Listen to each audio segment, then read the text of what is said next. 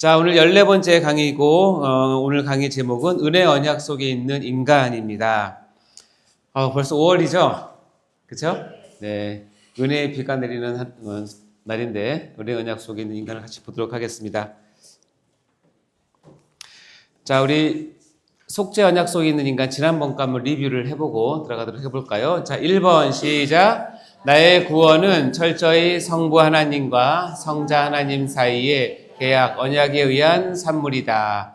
자, 2번 시작. 우리 구원의 근거는 결국 속죄 언약을 온전히 순종하시어 다 이루신 예수 그리스도에게만 있으며 따라서 우리는 예수님을 주님이라고 부르고 있다. 3번 시작. 죄인이 받은 최고의 선물인 구원이 어떤 과정으로 만들어졌는지 레시피를 알려주는 속죄 언약에 대한 바른 이해는 신앙 성숙과 헌신과 전도의 확실한 근거가 된다. 자, 오늘이 인간론의 마지막 시간이에요. 그래서 오늘은 인간론 마지막 정리를 하면서 잠깐 보도록 할게요. 저희가 총 6강을 했습니다. 그래서 인간의 구조 성질부터 시작해서 오늘 마지막 은혜 언약 속에 있는 인간이 마지막이 될 텐데요. 인간론을 한 번에 조망하는 것은 이렇게 되죠.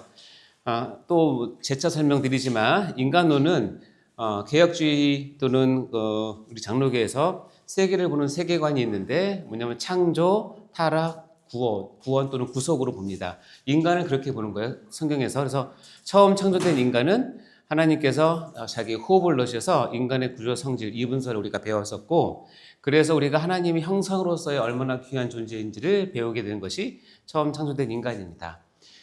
그러나 하나님께서 또 행위 언약을 주심으로 하나님과 창조주와 피조물 사이에 어떤 분명한 경계가 있다는 것을 알려주신 것이 행위 언약인데, 애석하게도 우리의 아담 할아버지께서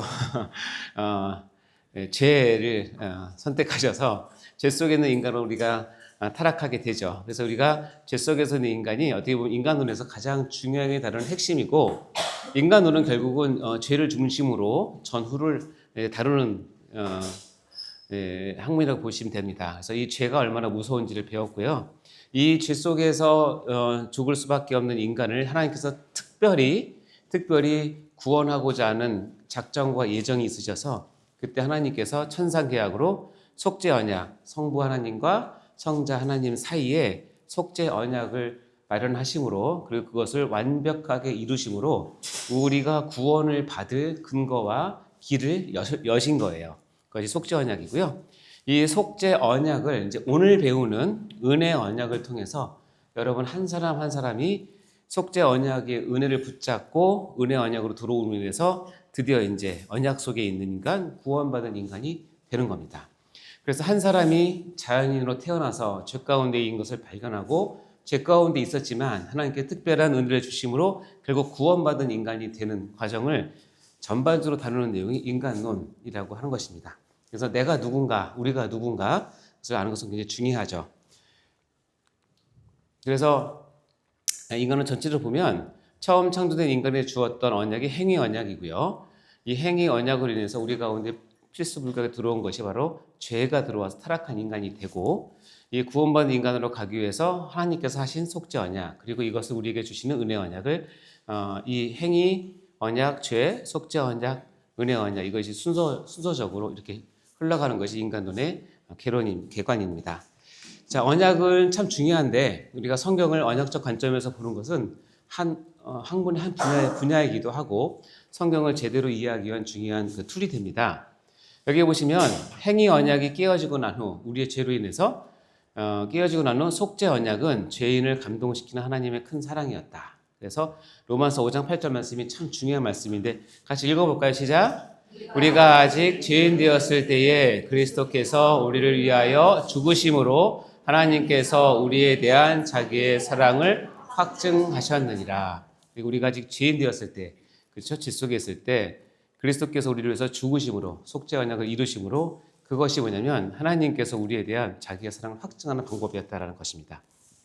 그래서 이어서 이 속죄 언약은 오늘 배울 은혜 언약의 가장 중요한 기초가 되는 것이고, 이 은혜 언약은 속죄 언약 위에 세워진 확고한 언약이 될 수 있는 기반이 됩니다. 그래서 행위 언약, 속죄 언약, 은혜 언약이 성경 전체를 보는 언약적 관점이라고 보면 됩니다. 자, 인간론은 이제 간단하게 정리드렸고, 자, 오늘 이제 은혜 언약 속에 있는 인간은 여러분 교환에 보면 네 파트로 우리가 같이 나누도록 할게요. 서론에서 보고 은혜 언약의 내용, 은혜 언약의 당사자들, 은혜 언약의 약속과 요구에 대해서 보도록 할 텐데요. 먼저 서론을 본다면 금방 말씀드린 것처럼 은혜 언약은 모든 언약의 이제 마지막 파트이기도 합니다. 여기 보시면 우리가 행위 언약을 먼저 이해해야 될 것은 행위 언약은 언약 당사자가 하나님과 모든 인류, 모든 인간이에요.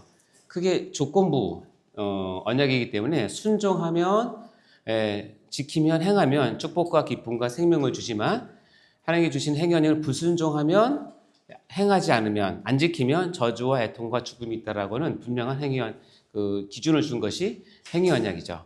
이 언약의 벌칙은 결론적으로는 사망, 죽음 하는 것이고 이 행위 언약으로 표현되는 것은 창세기 때는 선악과였고 모세오경에는 율법으로 왔고 구약의 모든 시대는 율법으로 다스렸고 그러나 이것이 이제 나중에 예수님께서 오심으로 율법을 완성하고 성경을 완성함으로 우리 손에 들려진 성경 66권은 어떻게 보면 행위 언약의 가장 기본적인 내용을 다 담고 있다는 거예요.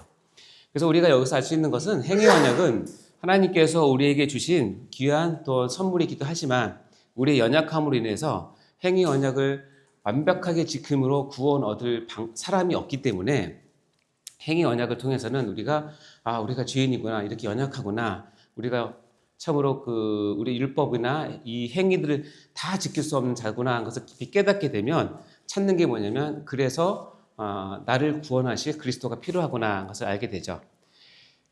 그래서 이제 그 길을 마련하기 위해서 하시는 속죄 언약입니다. 속죄 언약은 대상자가 삼위일체를 대표하는 성부 하나님과 그렇죠? 하나님 백성을 대표하는 성자 하나님 사이에 맺은 언약이라고 말씀을 드렸어요. 그래서 속죄 언약의 핵심은 뭐냐? 내가 여러 죄인들이 있는데 이 죄인을 어떻게 이 죄인의 구원을 어떻게 이룰 것인가 하는 것이 속죄 언약의 핵심입니다. 그래서 그 안에 들어가 보면 구원의 최대 수혜자인 인간은 이 속죄 언약의 테이블에 나오지 않고 인간은 배제하고 성부 하나님과 누구요? 성자 하나님 두 분께서 속죄를 이루신 것이 속죄 언약입니다. 그래서 성부 하나님께서 성자 예수님께 요구를 하셨고 약속을 하셨는데 중요한 건 뭐냐면 예수 그리스도께서 성자 하나님께서 성부가 원하는 모든 것을 완벽하게 순종하셨어요. 그래서 순종하심으로 이 속죄 언약이 완성이 돼서 우리가 구원을 받은 길이 열린 거예요. 그래서 우리가 구원을 어떻게 받았느냐? 우리 구원의 레시피가 무엇이냐 하면 이 스테이크가 아니라 설명을 드렸지만 이 메인 디시를 만들기 위해서 상당히 복잡하지만 은혜롭고 감동적인 이 레시피들이 다 들어갔는데 이 레시피가 바로 속죄 언약이라는 거예요. 그래서 여러분이 지금 여러분 테이블 위에 엄청나게 귀한 구원이라고 하는 이 메인 디시가 딱 놓여 있는 거예요. 여러분 이제 드시면 됩니다. 배고프시죠? 많이 드시면 됩니다. 자, 그럼 이제 이걸 바탕으로 그럼 이제 은혜 언약은 뭐냐? 은혜 언약은 당사자가 즉 계약의 당사자가 제1당사자, 제2당사자라고 표현하는데 제1당사자는 삼위일체 하나님이세요. 그러니까 우리 하나님, 그러니까 삼위일체 하나님이 제1당사자이고 제2당사자는 뭐냐면 하나님께서 창세전에 예정하신 피택자들이라고 그래요. 이게 무슨 영어예요? 무슨 뜻이에요? 아니다는 뜻이에요. 뭐가 아니다? 전 인류가 아니다. 이 은혜 언약에 해당되는 당사자는 전 인류가 아니에요. 누구냐면 하나님에 의해서 피택자, 택함을 받은 사람으로 제한된다는 뜻이에요. 지금은 여러분이 좀 이해가 안 돼요. 하나님이 그렇게 사랑이 많으신데 왜 쪼잔하게 택자를 따로 택해서 하시느냐. 여러분 그것은 제가 여러분께 설득시켜 드릴 수 있는 부분이 아니라 성경에 그렇게 정해져 있어요.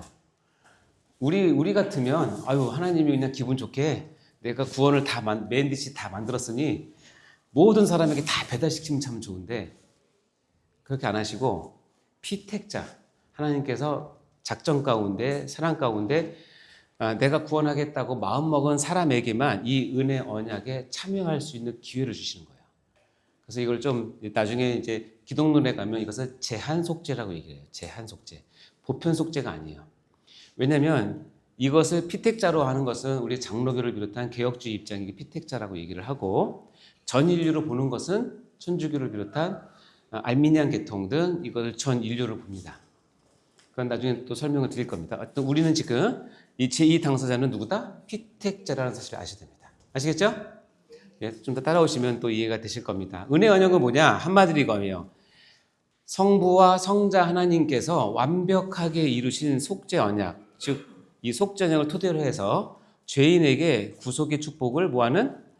알리는 언약이다. 자, 여기에서 제일 중요한 단어가 뭘까요? 어떻게 알았어요? 아이고, 다 표시해놨네. 알리는 거예요, 알리는 거. 은혜 언약은 알리는, 아무리 속죄 언약을 통해서 성자 예수님께서 2000년 전에 실제로 하나님이 되신 그분이 이 땅에 와서 자기 피와 살을 다 쏟으셔서 나를 위해서 죽으셨다라고는 구원이 완성되었지만, 그 구원이 여러분에게 알려지지 않으면 그것은 그림의 떡과 같아요. 이건 실화인데 제가 읽은 건데, 태평양 전쟁 때 필리핀의 조그만 섬에 일본군이 낙오가 됐어요. 섬에. 근데 이 일본군이 종전하고 30년 지나서 발견됐어요. 근데 이 일본군이 그때까지 뭐 하고 있는지 아세요, 거기서? 군복 입고 숨어서 망고 먹고 바나나 먹고 너무 좋죠? 30년 동안에 전쟁이 끝났다는 사실을 모르고 여전히 군인으로서 거기 숨어 있었어요. 그래서 발견해가지고 당신 뭡니까? 그랬더니 나는 일본 군인이다. 왜 뭐 하고 있습니까? 그러면 나는 아직 군인으로서 총 들고 군인 전쟁을 준비하고 있다. 뭔 소리야? 전쟁 끝난 지 30년 됐는데. 전쟁이 끝나는 그 복된 소식이 그 조그만 섬에 갇혀 있는 일본군에게 전해지지 않으면 군인은 어쩔 수 없어요. 여전히 전쟁할 수밖에 없는 거죠. 그래서 이 알리는 것이 너무너무너무나 중요한 거예요. 이 알리는 언약을 바로 은혜 언약이라고 얘기를 한다는 거예요. 아시겠죠? 자, 창세전에 하나님께서 계획하실 때 여러분이 거기 계셨습니까? 그만큼 나이 드신 분 안 계시죠? 예수님께서 골고다 언덕에서 피를 흘리시고 엘리 라마 사방다니를 외치고 여러분을 위해서 정말로 살찌끼는 고통을 당하시면서 고개를 숙이실 때 거기에 계셨습니까? 그렇죠? 안 계셨잖아요. 그러면 1926년 지금 아니요,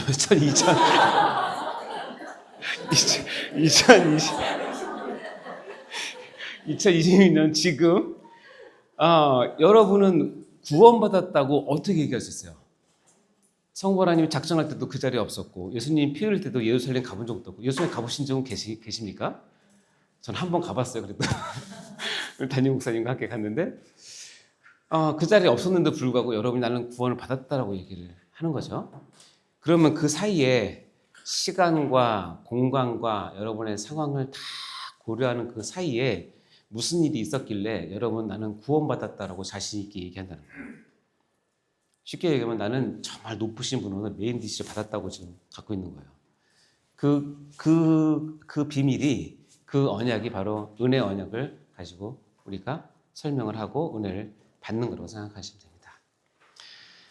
결론적으로 얘기하면 제1당사자와 제2당사자 사이에 하나님께서 은혜 언약을 통해서 이미 속죄 언약을 해서 마련해 주신 창조주 하나님께서 우리 인간에게 주실 가장 최고의 선물 뭐예요? 자기 아들을 주심으로 우리에게 구원을 주신 그 선물을 여러분에게 이제 주는 건데, 재밌는 거는 앞에 행위 언약과 속죄 언약은 쌍방간이에요. 그래서 조건이 있고 순종하고 지켜야 되고 불순종하면 안 되고 이제 그런 게 있는데, 이 은혜 언약은 뭐라고 돼 있어요? 일방적이에요. 그냥 주세요. 이게 참 이해가 안 돼요. 일방적이에요. 그래서 이것은 내가 지킬 게 없어요.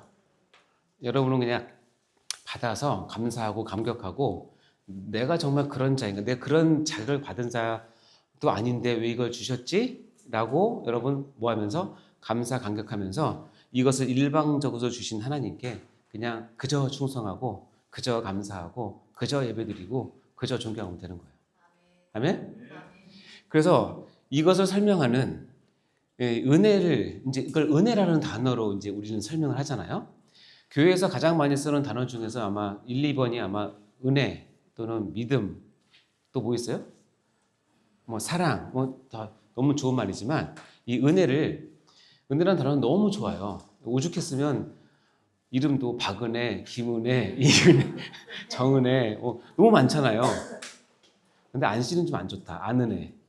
그건 좀 그렇긴 한데 어쨌든 은혜란 이름은 너무 좋은가 봐요. 그래서 교회 다니시는 분들 가운데 은혜가 참 많아요.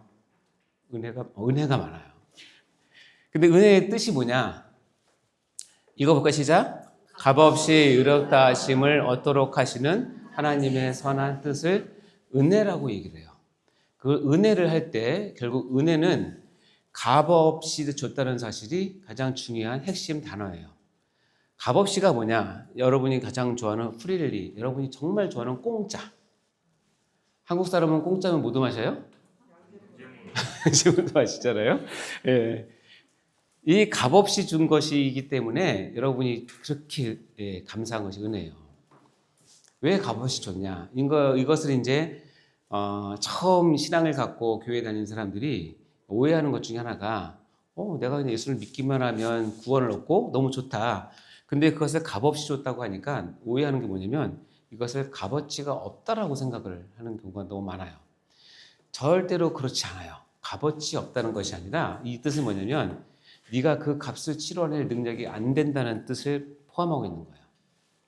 저희 병원에 중요한 의료기구 중에 하나가 내시경이 있어요. 내시경은 제가 제일 잘 쓰고 제 이제 주업이긴 한데 내시경이 길쭉한 게 꼭 줄넘기 같아요.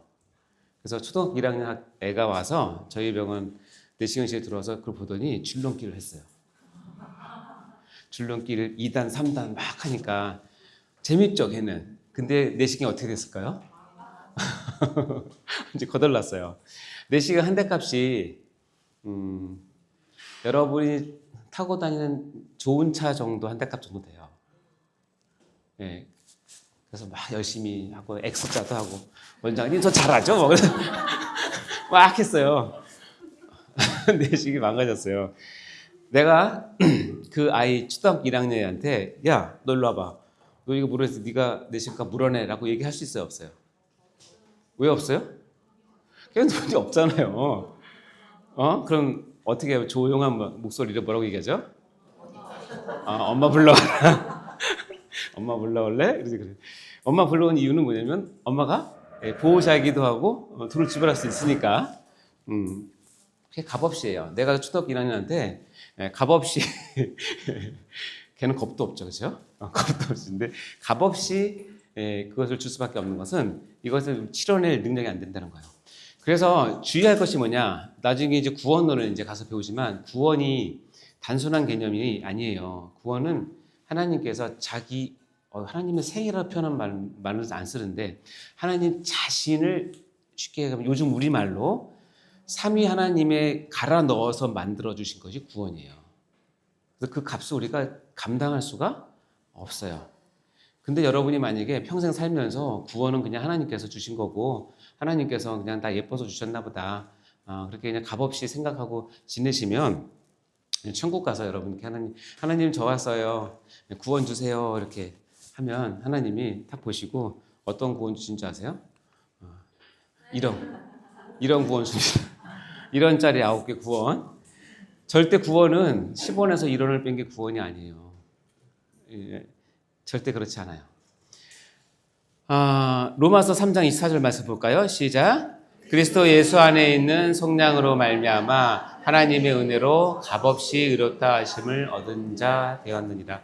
여기 보면 그리스도 예수 안에 있는 뭘로 말미암아? 속량. 그리스도께서 어떻게 우리를 속량했는지 우리가 저번 시간에 잠깐 보았지만 우리가 기독론에 가면 더 이제 실감적으로 배울 텐데 이 속량으로 말미암아 내가 의롭다 하심을 얻었는데 하나님께서 이 의롭다 하심을 얻은 것 앞에 값없이라는 단어를 쓰는 거예요. 값없이. 왜냐하면 그래서 속량을 알면 알수록 내가 치러낼 능력이 없다는 것을 알기 때문에 그래요. 하나님의 은혜로 뭐 없이? 값없이 의롭다 하심을 얻은 자 되었다. 공짜로 주었다. 이유는 시편 49편 7절 8절 시작. 아무도 자기의 형제를 원하지 못하며 그를 위한 속전을 하나님께 바치지도 못할 것은 그들의 생명을 속량하는 값이 너무 엄청나서 영원히 마련하지 못할 것입니다. 여러분 그냥 편하게 읽었지만 우리의 생명을 속량하는 값이 너무 엄청나서 여러분이 평생이 아니라 영원히 돈을 벌어도 그 값을 치를 수가 없어요. 못 박았어요. 이 속량하는 값은 너무 엄청나서. 왜냐면 여러분의 생명 하나 너무 귀하죠. 근데 여러분 그리스도의 생명과 여러분의 생명을 비교한다면 그 가치가 어떻게 될까요? 사람 생명 몇 개나 가져와야 그리스도의 생명을 대등하게 바꿀 수 있을까요? 쉽게 물어볼까요? 여러분의 생명을 구더기 개수로 바꾼다면 구더기 몇 마리를 갖고 와야 여러분 생명을 바꾸겠습니까? 상상이 안 되죠? 여러분 희한 구더기면 많으면 많을수록 징그러워요. 아시죠? 내 아들의 생명과 구더기 억마리를 준다고 바꾸겠어요? 그런 바보는 없어요. 근데 나를 속량하기 위해서는 치러야 될 대가가 있는데 생명이 필요한데 하나님은 자기 아들의 생명을 주셨어요. 하나님이신데 아들의 생명을 주신 거예요.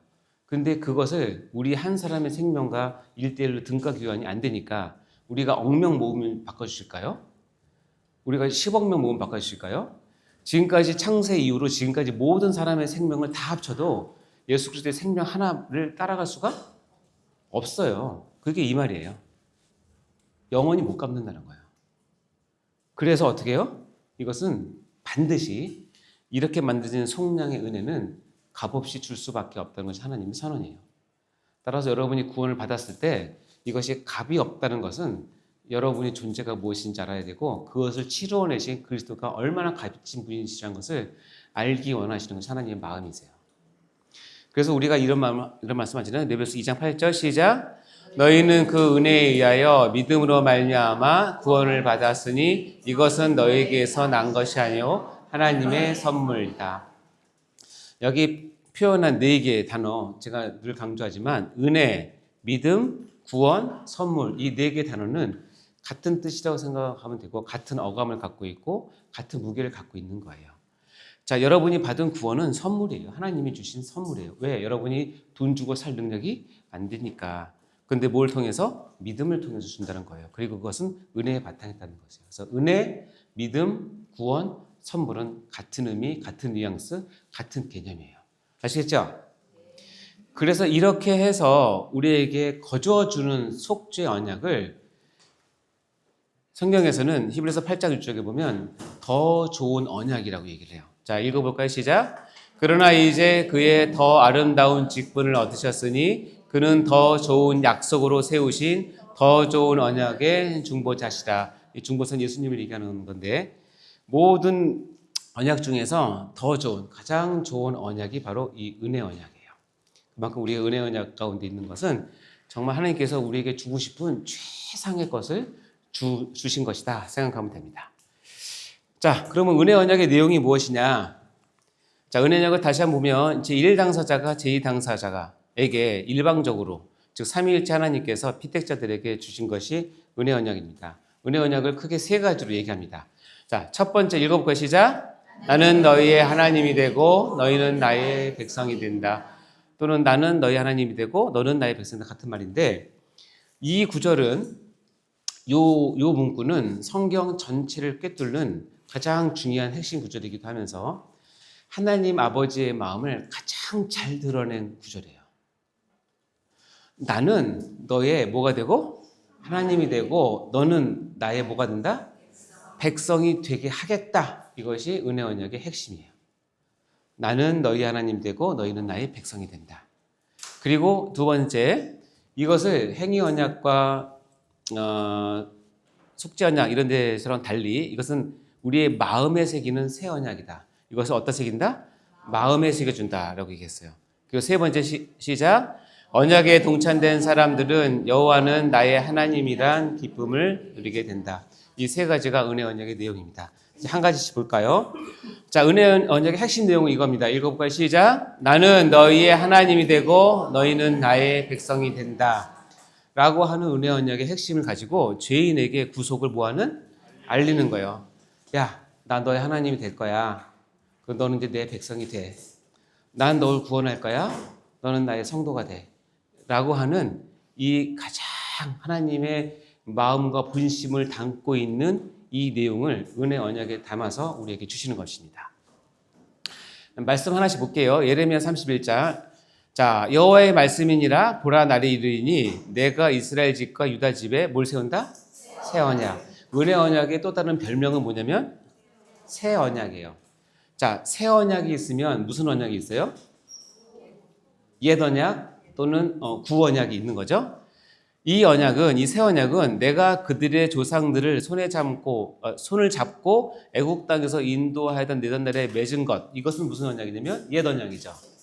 이 옛 언약이 뭐냐면 율법을 얘기하는 것이고 행위 언약을 얘기하는 것이에요. 이것과 같지 않는 것은 이유는 뭐냐면 내가 그들의 남편이 되어서 왜 갑자기 남편이 나오냐면 율법은 행위 언약은 기본적으로 어떤 것이냐면 하나님이 이스라엘 백성과 맺은 율법은 우리 입장에서 그냥 법조문이지만 하나님은 어떤 가치를 두고 우리에게 이 언약을 맺냐면 내가 너와 결혼했다는 가치를 두고 맺는 거예요. 아시겠어요? 그러니까 하나님께서 우리에게 율법을 주시면서 널 내 자녀로 삼는다라고 얘기하지만 그 근간은 뭐냐면 인간이 갖고 있는 많은 관계 중에서 가장 신비하고 가장 하나님께서 축복하시고 지켜야 될 관계가 뭐냐면 이 부부 관계예요. 이 부부 관계로 하나님과 이스라엘 백성 사이에 언약을 맺어요. 언약을 맺었는데 애석하게도 하나님이 깬 게 아니라 누가 깨요? 이스라엘 백성들이 그거를 깨죠. 그래서 이스라엘 백성이 하나님의 언약을 율법을 깰 때마다 하나님은 뭐라고 얘기하냐면 음행하지 말라고 그래요. 그것은 무슨 얘기냐면 이걸 바탕으로 둔 거예요. 행위 언약은 이스라엘과 하나님 사이에 부부 관계이기 때문에 그것을 어기는 것을 뭘로 생각하냐면 부부 관계를 깬 걸로, 어긴 걸로 생각하는 거예요. 내가 그들의 남편이 되었어도 그들이 내 언약을 뭐 했다? 깼기 때문에 뭐가 필요하다? 새 언약이 필요하다는 거예요.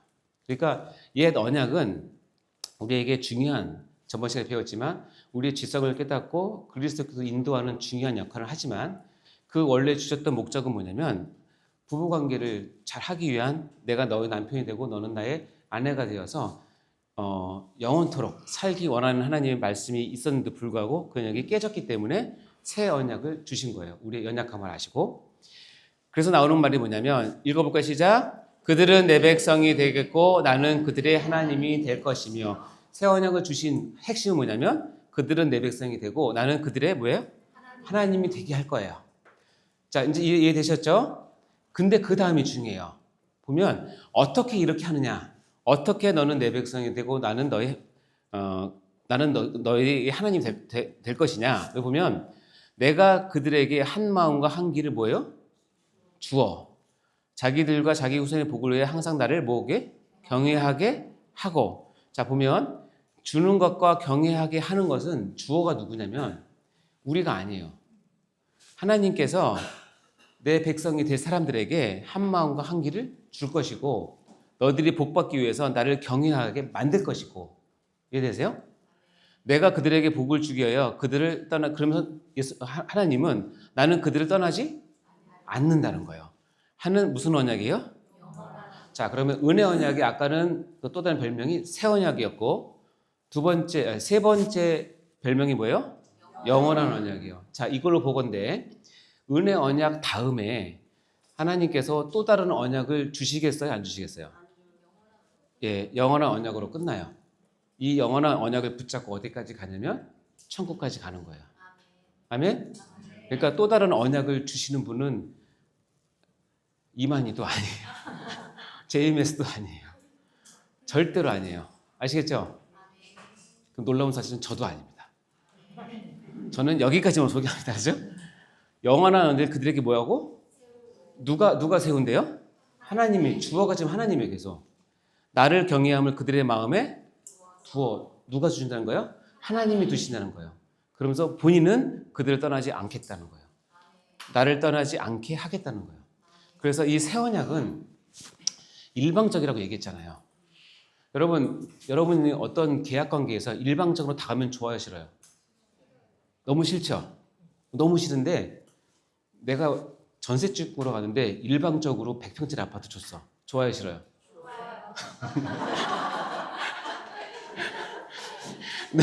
내가 우리 아들 저 지방에 있는 대학에 가려고 갔는데 서울에 입학시켰어. 좋아요, 싫어요? 좋죠? 그게 여러분의 심보예요. 이게 뭐냐면 은혜 언약은 뭐냐면 나는 정말 하나님께 그냥 목숨만 살아도 좋은데 그게 아니라 하나님이 마음과 한기를 주게 하고 나를 경외하게 만들고 언약을 내 마음속에 세우고 나를 경외함을 그 마음 두어서 나로 하여금 하나님을 믿게 해주시는 거예요. 그 믿음 좋으신 분들 자랑하지 마세요. 그거 다 하나님 주신 거예요. 나 믿음 좋네. 여러분 그런 사람들 반드시 넘어지고 자빠집니다. 하나님이 하세요. 그리고 하나님께서 뭐라 했냐면 나 너 안 떠난다 이거예요. 자, 여러분이 지긋지긋한 사람이 여러분 스토킹하면 좋아요, 싫어요? 그렇죠? 근데 여러분 정말 만나고 싶어하고 여러분 정말 사랑하는 사람이 여러분 스토킹하면 좋아요, 싫어요? 그게 여러분 심보예요. 하나님이 나를 스토킹하는데 이런 말을 써 정말 하기 죄송한데 이렇게 표현해야 가장 스토킹하는데 절대로 떠나지 않겠다는 거예요. 행위 언약 때는 떠나셨어요. 아시겠죠? 속죄 언약은 우리가 할 게 없으니까 말할 것도 없지만 그동안 사사기를 보나 어딜 보면 하나님의 성령이 충만했다가도 죄를 짓거나 본분을 잃어버리면 하나님께서 버리시고 떠나셨어요. 근데 새 언약은 달라요. 한 번 찍히면 끝장이에요. 근데 그게 내가 사는 길이에요. 그게 그 내용이 이 내용입니다. 에스겔서 30장에 보면 읽어볼까요? 시작. 내가 그들과 화평의 언약을 세워 영원한 언약이 되게 하고. 자, 네 번째 별명이 나오죠. 무슨 언약이래요? 화평의 언약이에요. 무슨 화평이냐면 하나님과 우리 사이의 관계가 영원히 화평한 것이고 나와 이웃과의 관계가 영원히 화평한 것이고 나와 자연과의 관계가 영원히 화평하는 것을 화평의 언약이라고 얘기해요. 되게 하고 그들을 견고하게 하고 번성하게 하며 내 성소를 그러면서 그럼 어떻게 은혜 언약 우리에게 주실 것인가? 방법이 나옵니다. 내 성소를 그들 가운데 두어서요. 내 성소를 그들 가운데 두어서 이 일을 한다는 거예요. 다시 얘기하면 내 처소가 그들 가운데 있을 것이다. 성소 또는 이 처소라는 말은 이제 나중에 또 교회라는서 배우겠지만 성소나 성막이나 성전의 가장 큰 개념은 가장 중요한 개념은 뭐냐면 하나님이 거기 계시다예요. 하나님의 임재를 표현하고 드러내는 것이 성전이고 성소인데 어떻게 이 화평의 언약, 새 언약 또는 은혜 언약을 우리에게 주실 거냐면 기가 막힌 이거는 전혀 인간의 입장에서 생각할 수도 없고 사단은 전혀 생각할 수도 없는 하나님만이 우리에게 줄 수 있는 건데 내 처소가 내 임재가 그들 가운데 있을 때 그들 가운데 들어가겠다는 거예요.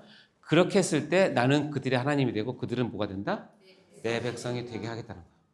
그러니까 행위 언약은 내가 준 말씀을 순종할 때 내가를 받겠다는 얘기고 이 은혜 언약은 네가 순종을 못해서 저지른 모든 죄를 속죄 언약에 예수 그리스도께서 이미 다 해결했기 때문에 아시겠죠? 해결했기 때문에 이제 내가 너희와 누리고 싶은 그 축복을 이제는 뭐예요? 예수 그리스도의 공로를 붙잡고 그것을 근거로 해서 너희에게 베푸시겠다는 거예요. 어떻게 베푸냐면 내가 너희 가운데 직접 깊숙이 들어가겠다는 거예요. 그래서 엄밀히 따지면 우리 이 자리에 지금 한 60명 되려나요? 아무튼 이 자리에 하나님 말씀에 의하면 이 자리는 하나님이 보시기에 아주 아름다운 교회예요. 그러면 뭐냐면 이 교회에는 이 공동체는 하나님께서 임재하세요. 아멘?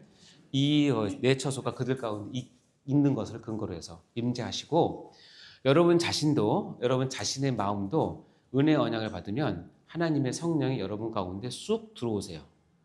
그래서 거기에 임재하세요. 그러니까 여러분 이제 혼자가 아니에요. 아시겠죠? 힘들거나 좋거나 언제든지 혼자가 아니고 아까도 얘기했지만 그렇게 들어오신 하나님은 여러분을 하여금 하나님을 위해 살게끔 만들어주세요. 그런 소망도 주시고 힘도 주시고 능력도 주세요. 그런데 여러분도 실수하잖아요. 그럼 하나님 손 들고 나가지 않으세요. 아유 재수없네, 속았네, 그리고 안 나가시고 끝까지 여러분과 함께 하세요. 아멘. 이게 엄청난 은혜예요. 이게 없으면 저도 벌써 성령님 쫓아내는 게 한두 번 안 텐데. 아우, 하나님 너무 감사하죠. 그래서 이것이 어떻게 우리 가운데 이 은혜 언약이 우리 가운데 이루어졌냐면 결국 이거예요. 요한복음 1장 14절 중요한 명이죠. 시작. 말씀이 육신이 되매 우리 가운데 거하심에 우리가 그 영광을 보니 아버지의 독생자의 영광이요 은혜가 진리가 충만하더라.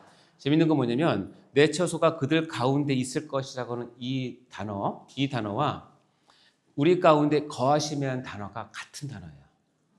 하나는 히브리어고 하나는 헬러어지만 이 히브리어를 헬러로 바꿨을 때 이 단어를 똑같이 썼어요. 뭐냐면 말씀이 우리 가운데 거하심에, 이거 뭐냐면 예수님께서 성육신에서 우리 가운데 오셔서 우리 가운데 거하시잖아요.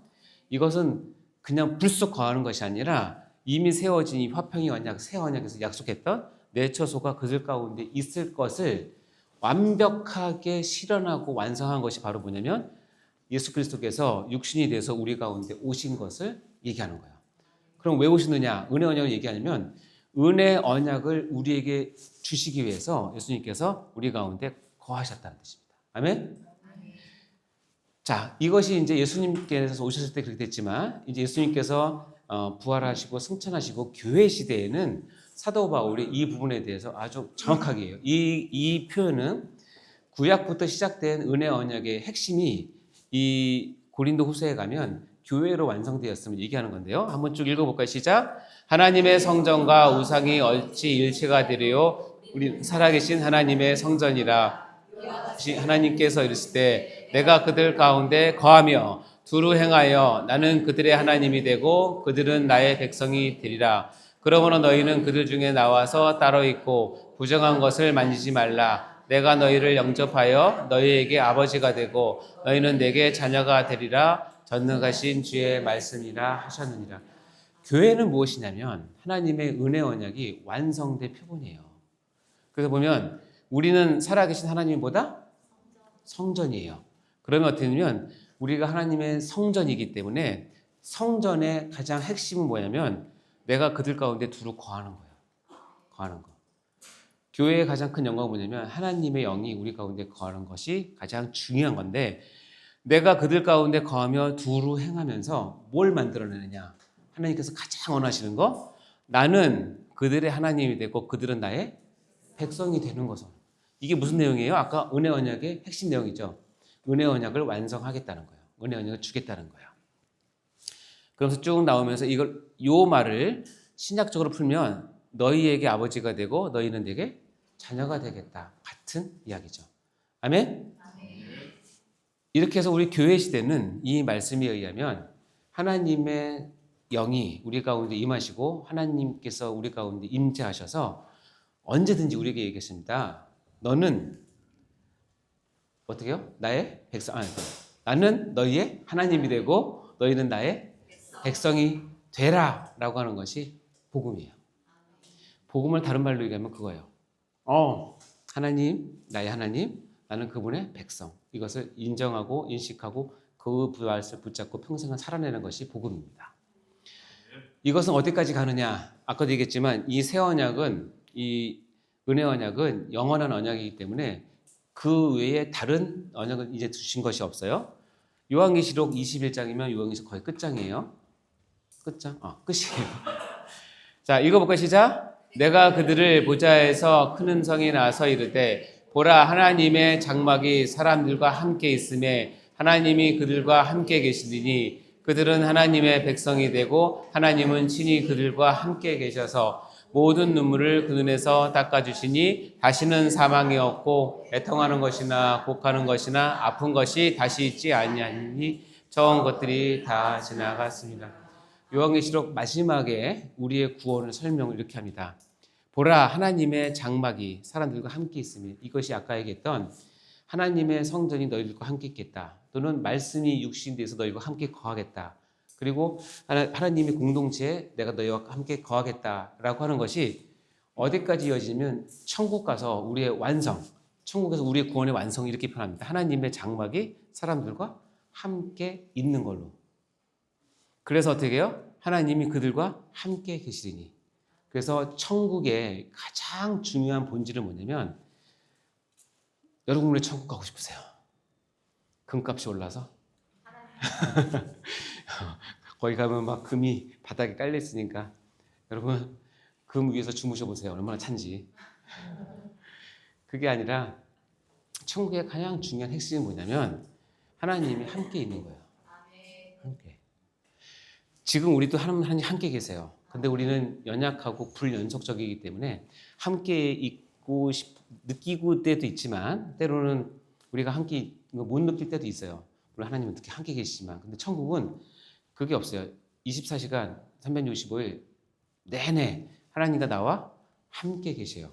그래서 이 땅에서는 하나님의 침묵이 나를 위한 훈련이나 또 나를 위한 어떤 그 교훈을 주기 위해서 하나님께 때로는 침묵하시지만, 천국 가면 하나님이 더 이상 침묵하지 않으세요.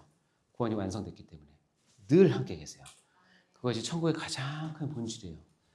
거기서 이루어지는 게 뭐냐면 그들은 하나님의 백성이 되고 하나님은 친히 그들과 함께 계셔요. 같은 말이죠. 하나님 백성이 되는 거예요. 하나님은 나의 하나님 되시는 거고. 그래서 거기에 가면 없는 게 눈에서 눈물도 닦아주시고 사망도 없고 애통하는 것이나 곡하는 것이나 아픈 것이 다시 있지 않는 것이 천국의 본질입니다. 따라서 은혜 언약의 가장 중요한 내용이 뭐냐? 하나님께서 세우신 복음의 가장 중요한 핵심, 나는 너희 하나님 될 거고 너는 내 백성이 되는 거야. 어떻게? 내가 너희 가운데 갈 거야. 너희 마음 가운데 들어갈 거야. 너희 공동체 가운데 내가 함께 있을 거야를 통해서 이루어집니다.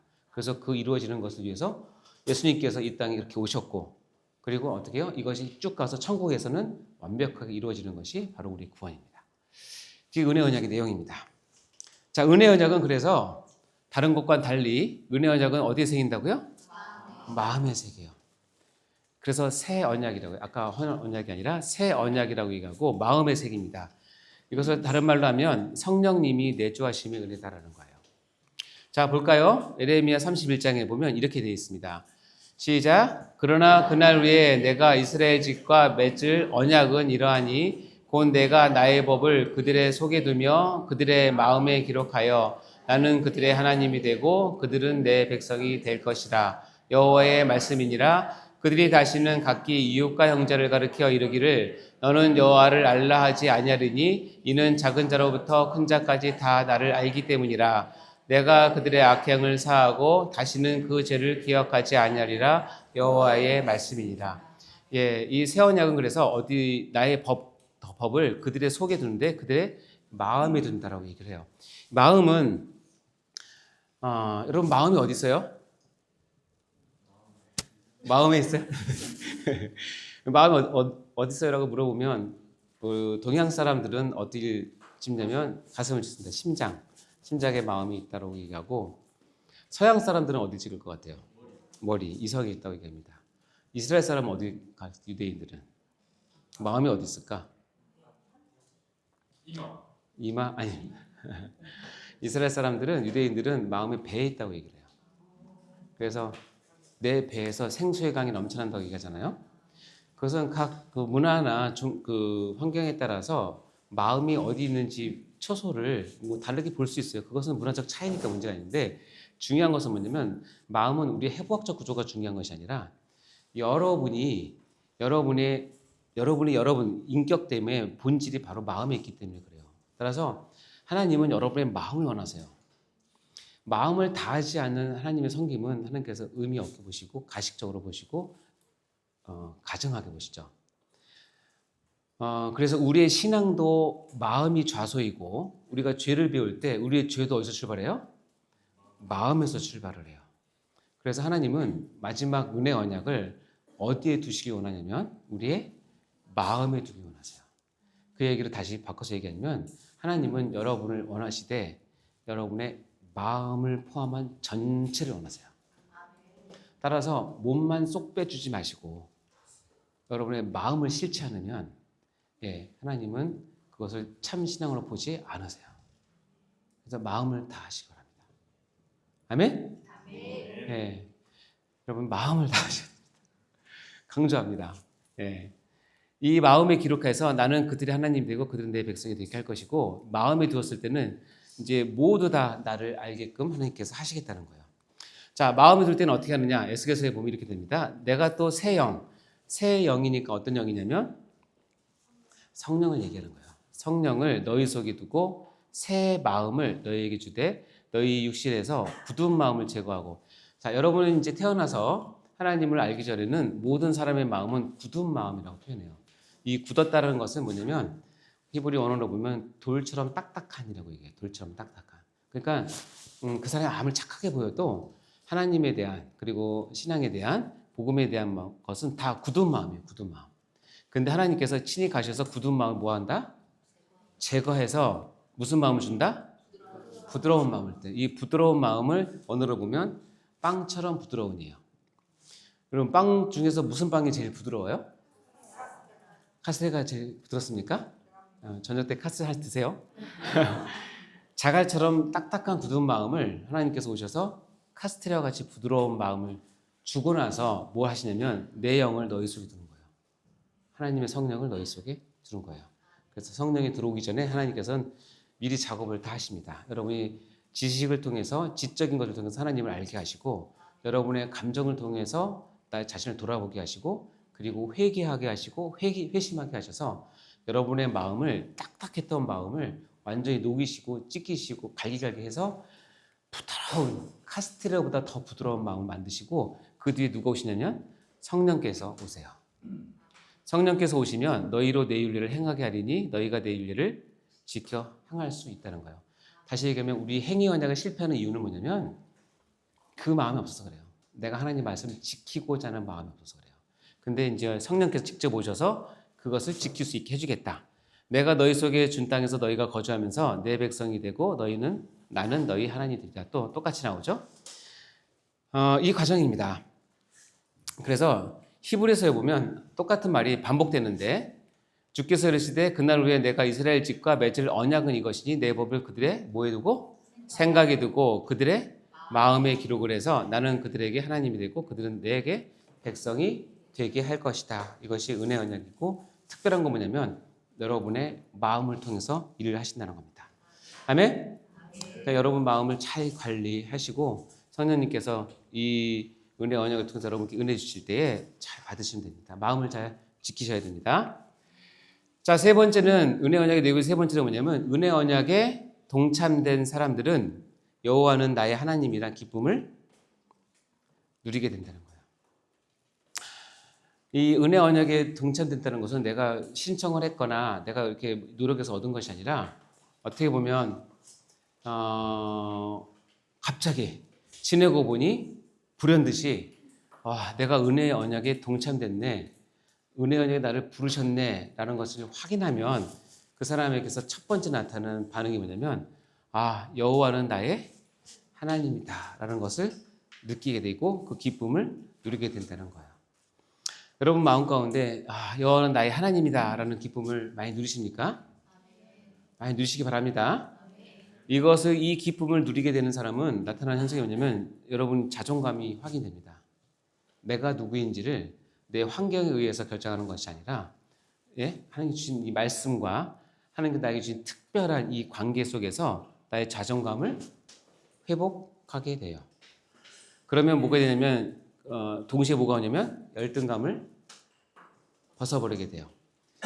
은혜 언약 안에 있고 여호와는 나의 하나님이라는 의식이 있다고 하는데 여전히 열등감 속에 있는 것은 좀 문제가 될 수도 있어요. 그래도 비교의식은 다 있잖아요, 여러분. 열등감은 다 있지 않습니까? 여러분 혹시 여고 동창회나 이렇게 나가 보십니까? 안 나가십니까? 솔직히 오늘 꼴 보기 싫어서 안 나가죠. 저도 뭐 중학교, 고등학교 지금은 이제 거의 모임이 없지만 뭐 졸업하고 뭐 3년 모임, 5년 모임 이렇게 가면 고등학교 동창들은 나와서 사는 게 다 달라도 너무나 친하잖아요. 다 반말하고 다 합니다. 뭐 사회적인 그 빈부 차에 관계없이. 그래도 어쩔 수 없어 나가서 이렇게 같이 얘기하다 보면 나는 전철 타고 왔는데 쟤는 차를 몰고 온 거야. 그래서 그래? 그래서 몇 년 뒤에 차를 갖고 갔어요. 갔더니 나는 윈도우를 손으로 돌리는데 걔는 버튼으로 씩 내려. 그래? 그럼 어떻게 올냐면 갈 때 인사할 때 마치 자동처럼 조용히 올리면서 윈도우 올리면서 가는 가 쉬기 싫으니까. 그래도 한 10년쯤 돼서 결정적인 게 뭐냐면 10년쯤 되면 동기들 중에서 간혹 집을 사는 데가 있어요. 집 샀어? 와, 난 지금도 부모님 집에 살고 있는데, 난 지금도 전세인데, 뭐 몇 평이야? 근데 와, 이건 내 월급을 한 30년치 벌어도 안 되는 급이에요. 그러면 난 뭐지? 뭐 이런 생각을 합니다. 저는 그런 생각 별로 없었는데 희한하게 레지던트 4년차 때 이제 렌트 이건 아무한테 얘기했는데 4년차 때 이제 트레이닝 다 마치고 시험 보기 바로 전에 친구들이 같이 동기 친구들이 한번 우리 단합대회 등산 가자고 그래서 낮에 갔었어요. 그 당시면 낮에 내가 움직여 산에 간다는 건 상상도 못할 때였어요. 산에 갔는데 산에 올라가서 봤는데 산 바로 앞이 뭐였냐면 일산 신도시예요.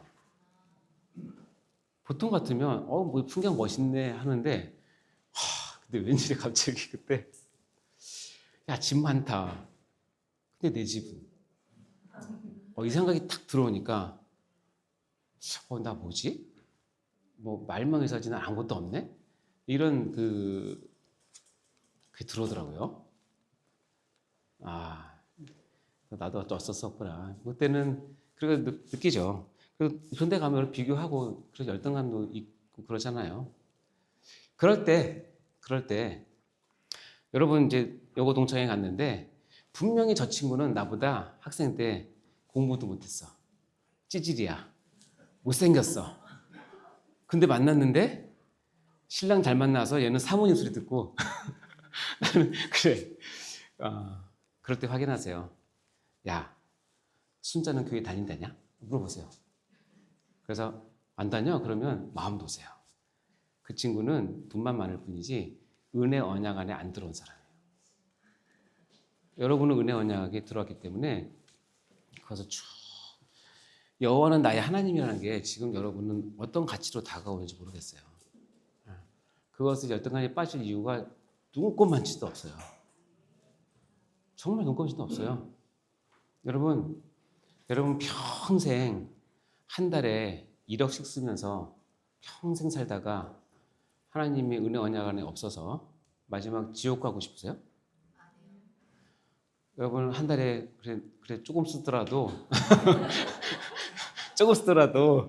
은혜 언약 안에 있는 게 확인이 되고 여호와는 나의 하나님이시고 나를 안 떠나시고 내가 어떤 죄를 저질러도 이제 예수 그리스도의 복로에 의해서 나의 죄가 해결될 것이고 하나님의 최후 심판 앞에서 나를 기억하실 것이고 생명책에서 내 일을 발견하실 것이고 내가 부족하게 살더라도 나를 이끌고 천국에 입성할 거라는 그런 여러분의 이걸 확신이라고 말하기는 너무 죄송해요. 그냥 이 말씀에 그렇게 돼 있으니까 믿으신다면 여러분 나보다 돈 더 많이 쓴다고 더 높이 있다고 그렇게 부러우세요?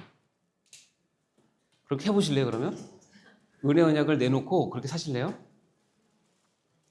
비교가 안 돼요. 진짜 비교가 안 돼요. 제가 이걸 확인하고 나서 저는 더 이상 부러운 사람 없습니다. 제가 부러운 사람은 딱 한 사람 있어요. 저보다 설교 잘하는 사람. 진짜 부러워요. 야, 저 말씀은 어떻게 저렇게 은혜를 받아서 지금 저는 모든 관심이 거기니까. 그래서 지금은 부러운 게 없어요. 저보다 큰 병원 친구도 많고요. 저보다 좋은 차 타고 다니는 사람 많고 저보다 잘나는 사람 많아요. 근데 하나도 안 부러워요. 그래도 교회 안 나가거든. 근데 문제가 있어요. 야 순자 걔 잘 나가는 것 같은데 교회 다닌다냐? 교회 다녀. 이러면 안 되는데. 뭐야? 그런데 걔 권사래. 나 집사인데. 자, 이럴 때는 어떻게 열등감에서 헤어나올까요? 이럴 때 붙잡는 방법은 달란트 비유를 생각하시면 돼요. 하나님은 공평하사, 하나님은 공의로우사 각 사람에게 하나님께서 원하시는 달란트를 맡기세요. 어떤 사람은 1달란트, 어떤 사람은 2달란트, 어떤 4달란트 맡기세요. 인정하세요. 그건 어쩔 수 없잖아요. 그러면 공평이 뭐냐면 1달란트 맡긴 사람에게 하나님의 기대치는 1달란트예요. 2달란트 맡긴 사람한테 하나님께 기대치는 2달란트예요. 5달란트 맡긴 사람한테 하나님 기대치는 5달란트예요. 최소한 그 이상을 해야 칭찬받아요. 5달란트 받았는데 4.5 남겼다? 그러면 어떻게 게으른 종이에요. 5 이상 남겨야 되잖아요. 근데 여러분 5달란트 남기기 쉽지 않죠. 그럴 때 생각하세요. 와, 교회 다녀? 그래. 지금 권사야? 그래. 보니까 나보다 더 큰일 하고 선교도 열심히 하고 교회도 잘 섬기고 아주 막 열심히 활동하고 있어요. 그러면 어떻게 해요? 아, 순자는 5달란트 받았구나. 그럼 가서 얘기해 줘야 돼요. 순자야, 너 사역하기 얼마나 힘드니? 야, 너 내가 보기에 5달란트 받은 것 같더라. 열심히 해야 된다. 너 게으르면 안 된다. 하나님께 다 받으시니까 내가 기도해 줄게. 나는 1달란트밖에 없어. 그러니까 난 그냥 교회 집사야. 그래서 열심히 한다. 이렇게 하시면 돼요. 아니 농담이 아니고 진짜로 그렇게 하시면 돼요. 남자들도 질투가 많거든요. 같이 사업했는데 나는 진짜 월 매출, 연 매출이 1억도 안 되는데 그 친구는 막 20억, 30억, 100억 넘어요. 그럴 때 그렇게 생각하세요. 아이고 달란트 많이 주셨네. 너 11조 제대로 하냐? 100만에서 10만 원 떼는 건 쉬워요. 1000만에서 100만 원 떼는 거 조금 떨리지만 쉬워요. 1억에서 1000 떼는 거 쉬워요, 어려워요? 근데 여러분이 갑자기 100억 벌었어요. 10억을 떼야 돼요. 왜 말이 없으세요? 다 똑같아요. 그러니까 이게 달란트를 많이 받았다고 좋을 게 아니라 그릇이 안 되면 안 받는 게 나아요. 그게 더 힘들어요. 그러니까 여호와는 나의 하나님이라는 것은 하나님이 공평하시고 사랑스럽기 때문에 공평하게 하십니다. 여러분의 처지에서 감사하시고 자존감을 회복하세요. 나는 왜 이럴까? 사실 그러지 마세요. 여러분은 예수 그리스도의 생명을 주고 산 사람이에요. 열등감을 해방하세요. 아셨죠? 예. 당당하게 여고 동창회 나가시 바랍니다. 한나가 이렇게 기도합니다. 한나는 열등감이 진짜 많았던 사람이에요. 자기 남편이 있는데 자기보다 어쨌든 둘째 부인이 아기가 났는데 이 둘째 부인이 자기는 아기 못 낳는다고 구박하고 그래가지고 한나가 그렇게 얼마나 마음이 아팠겠어요. 근데 했는데 어떻게 한나가 또 아이를 낳았어요. 사무엘을 낳았잖아요. 그래서 드린 기도예요. 한나가 기도해 이르되 내 마음이 여호와로 말미암아 뭐하며 즐거워하며 내 뿔이 여호와로 말미암아 높아졌으며 내 입이 내 원수를 향하여 크게 열렸으니 이는 내 주의 구원으로 말미암아 기뻐함이라. 그러니까 주의 구원으로 말미암아 여러분 다 기뻐하시면 됩니다. 아멘. 기뻐할 것밖에 없어요. 원망하지 마시고 받으신 만큼 열심히 하시고 안 받으셨으면 안 받으신 만큼 열심히 하세요. 그래서 여호와는 놀라운 게 뭐예요? 은혜 언약에 가면 읽어볼까요? 시작. 118편 시작. 여호와는 내 편이시라 내가 두려워하지 아니하니 사람이 내게 어찌할까? 여호와께서 내 편이 되사 나를 돕는 자들 중에 계시니 그러므로 나를 미워하는 자들에게 보응하시는 것을 내가 보리로다. 여호와는 누구 편이래요? 은혜 언약 안에 들어온 사람은 하나님께서 대놓고 얘기합니다. 나 네 편이다 얘기해요. 여러분 새벽 기도하다가 교통사고 났어요. 아무도 없어요. 나는 분명히 신호시켰는데 상대방이 와서 이렇게 했어요. 요즘이야 CCTV가 있으니까 그런 게 CCTV가 금방 가려지지만 제가 이제 차 한참 몰고 다닐 때는 그런 게 없잖아요. 누가 이겨요? 목소리 큰 사람이 이기죠. 목소리 크고 어떻게 해요? 나름대로 뭐 교통법도 얘기하면서 뭐 이렇게 하면 난 분명히 내시로 지켜갔는데 막 우긴단 말이에요. 그럴 때 옆에 있는 조그만 상가에서 누가 탁 나오면서 우리 둘 사이에 온 거예요. 그러면서 내가 처음부터 다 봤는데 당신이 오라요 하면서 내 편을 들었어요. 그러면 어떻게 돼요? 마음이? 너무 편안하죠. 여러분 참 대통령이 내 편만 돼도 살만한데, 그죠? 그것도 필요 없어요. 회사의 부장이 내 편만 돼도 여러분 기피고 살지 않습니까? 사장이 내 편이야? 만약에 회장이 전체 조회하는 가운데 이번에 이재훈 대리가 뭐 잘했다고 칭찬했어요. 여러분 얼마나 어깨에 뽕이 올라갑니까? 하나님이 누구 편이래요? 모든 것을 알고 계시고 모든 심판권을 가지고 모든 것을 좌지우지하신 능력 있는 분이 내 편이라고 기록을 해놨어요. 아예. 예? 아예 기록을 해놨다니까요. 그래도 자존감이 회복이 안 됩니까? 그래도 열등감에 빠지시겠습니까? 전혀 그러시면 안 돼요. 따라서 여호와는 내 편이라는 것을 알기 때문에 우리가 자존감도 회복하고 자기 자신에 대한 정체성도 확인하시고 열등감에 빠질 필요 전혀 없어요. 근데 이것을 악용하시면 안 돼요. 제가 늘 얘기하죠. 여호와는 내 편이라고 얘기를 하면서 그걸 자기 유익의 도구로 쓰면 안 돼요. 이런 말 들어보셨어? 요? 호가 호이, 호랑이 호, 빌릴까, 여우 호, 빌릴까, 호랑이 호, 위세세. 여우가 호랑이 위세를 빌렸다는 뜻이에요. 숲속에 왕은 누구냐면 뭐니 해도 호랑이 아니에요. 그렇죠? 호랑이가 행차하는데 여우를 데려다가 내 앞에 그 가이드를 하게 만들었어요. 그러니까 어떻게 해요? 호랑이 앞에서 여우가 호랑이를 모시고 가는데 여우가 가만히 보니까 앞에 있는 동물들이 다 꾸벅꾸벅 절하고 막 두려워하고 존경하고 막 경외스러운 눈을 보는 거예요. 자, 그러면 여러분 생각에는 이 동물들이 누구를 보고 지금 그렇게 하고 있어요? 근데 여우가 착각한 거야. 내 뒤에 호랑이 있다는 사실을 처음에 기억했는데 까먹고 내가 대단하구나 하고 호가호의를 하는 거예요.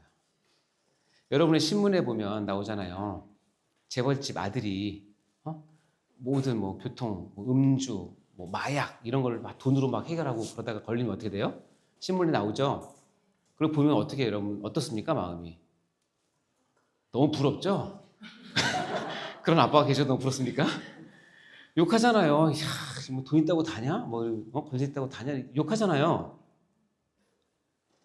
여러분 하나님을 그렇게 하시면 안 돼요. 하나님 뒤에, 여러분 뒤에 하나님이 있기 때문에 주위 사람들 여러분을 존경하고 따르고 존중해 주는 거예요. 아마 이것은 저 같은 목회자들이 더 많이 들어야 될 거예요. 가끔 그런 착각에 빠질 때가 있어요. 내가 말씀을 잘 전했나? 내가 설교를 잘하나? 내가 인품이 좋은가? 물론 저 좋아요. 그게 아니라 여러분이 저를 바라볼 때 제 뒤에 누굴 보시죠? 하나님을 보시는 거예요. 이걸 삐끗 놓치면 자기 성 쌓게 되고 자기 위세를 그걸 하다가 큰 코 다칩니다. 여호와는 내 편이란 말은 항상 하나님께서 나의 유익을 위해서 힘써주시고 애써주시고 나를 잘되게 그렇게 생각하시면 절대 안 돼요. 여호와의 내 편이란 말은 그런 뜻이 아니에요. 볼까요? 아까 읽었던 말씀이에요. 여호와께서 내 편이 되사 나를 돕는 자들 중에 계시니, 그렇죠? 나를 돕는 자 계시죠. 자, 봐요. 그러므로 나를 미워하는 자에게 보응하시길 내가 보리라. 자, 여호와는 내 편이에요. 그리고 나한테 까부는 사람 있어. 나를 미워하는 사람 있어. 여호와는 내 편이니까 내가 보응하면 여기 나오잖아요. 여호와가 내 편이니까 나를 미워하는 자들에게 누가 보응하는 거예요? 하나님이 보응하시는 것을 참고 기다리는 것이 여호와가 내 편인 거예요. 내가 보니까 여호와는 내 편이야.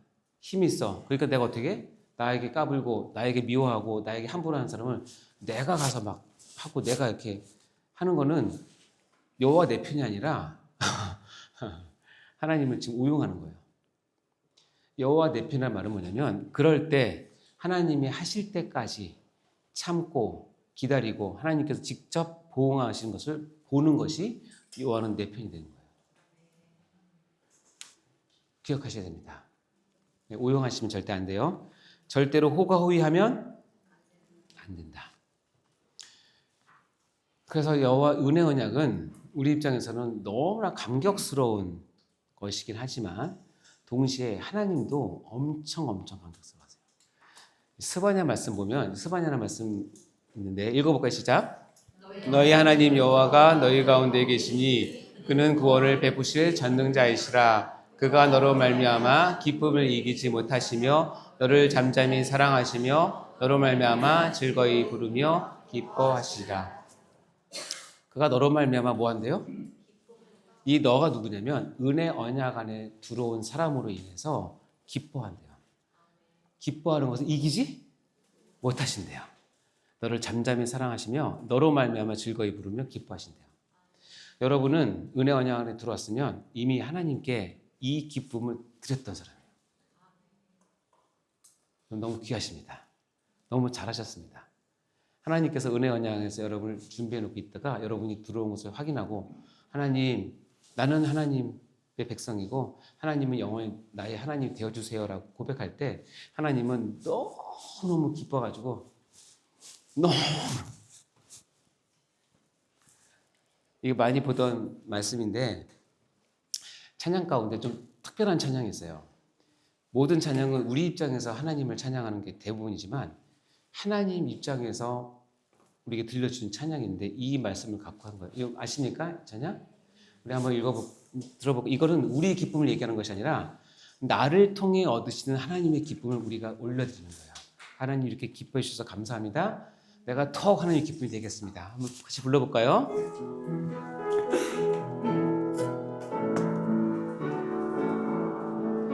너의 하나님 여호와가 너의 가운데 계시니 그는 구원을 베푸실 전능자시라.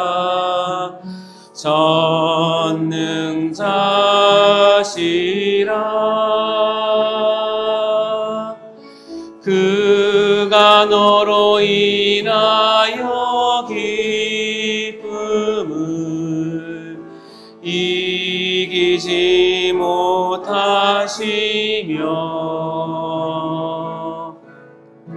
너를 잠잠히 사랑하시며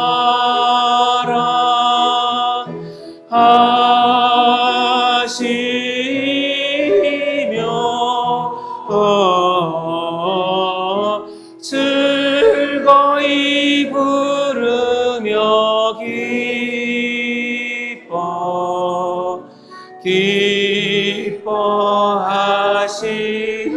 기뻐하시리라.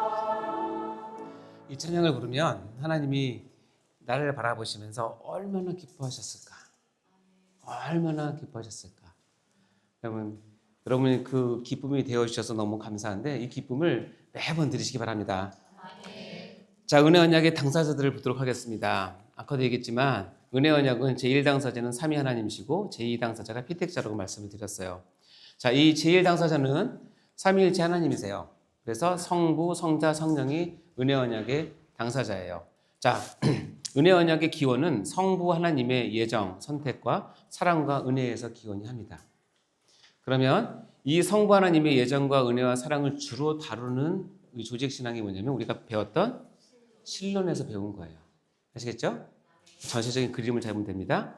자, 그럼 은혜 언약의 근거는 뭐냐면 성자 예수님의 순종과 구속, 그로 인한 보증으로 인해서 우리가 은혜 언약을 받을 수 있는 거예요. 이 성자 예수님의 구속과 보증을 우리가 같이 배우는 것이 뭐예요? 기도론. 우리 다음 시간부터 기도론을 배웁니다. 아시겠죠? 그래서 제가 기도하다가 다음 시간에는 광고 시간에 앞으로 기도론 5시간 있습니다. 기도론만 들으실 분 오셔도 좋습니다. 광고를 할 거예요. 주위 분들 가운데 기도론 배우고 싶은 사람 오시라고 얘기 좀 해주세요. 여러분은 빠지시면 안 됩니다. 자, 이 은혜 언약의 효과는 성령 하나님 뭐였기 때문에? 적용. 성령 하나님께서 우리에게 어떻게 이 은혜 언약을 적용시키는지를 배우는 과목이 구원론이에요. 아시겠죠? 그럼 이 세 개에서 신론과 기독론과 구원론이 이렇게 포함되어 있는 것을 우리가 알 수 있죠. 자, 베드로전서 1장 1절 2절에서 보면 이렇게 됩니다. 예수 그리스도의 사도 베드로는 본도, 갈라디아, 갑바도기아, 아시아와 비두니에 흩어진 나그네. 이 나그네는 결국 교회를 얘기하는 거예요.